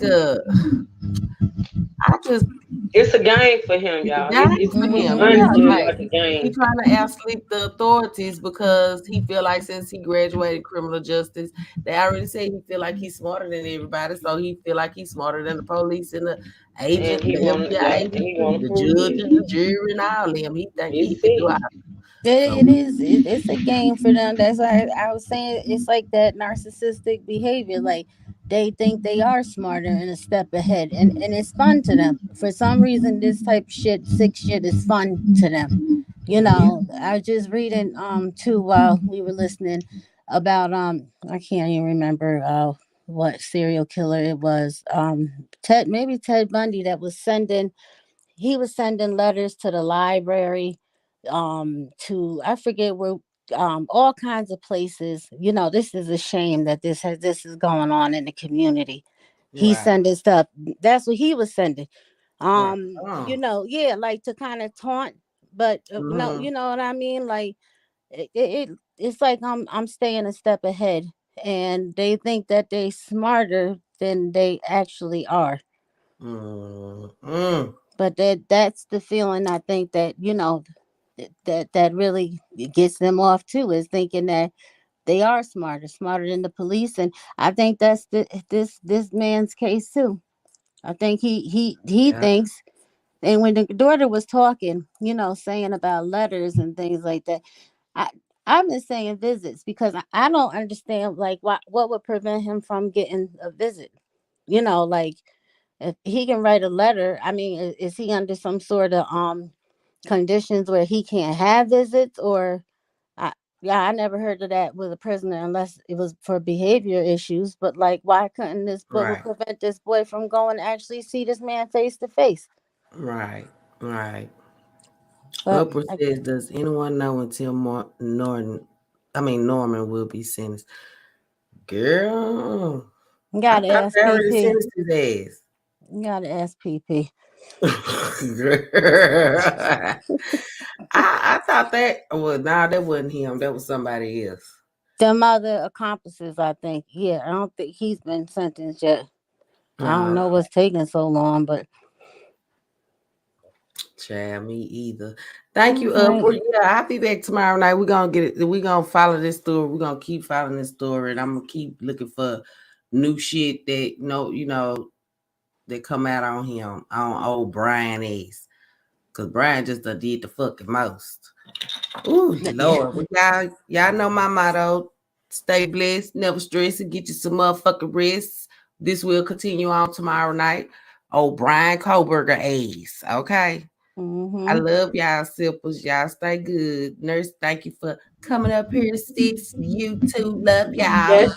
Good night, sippers. Love y'all. Thank you for letting me join the panel. It was Oh. nice. Thank you, Yeah. everybody, for the happy birthdays, and everybody have a safe, blessed night. You too, nurse. All right. Thank you. Good night, y'all. Good night. Yes.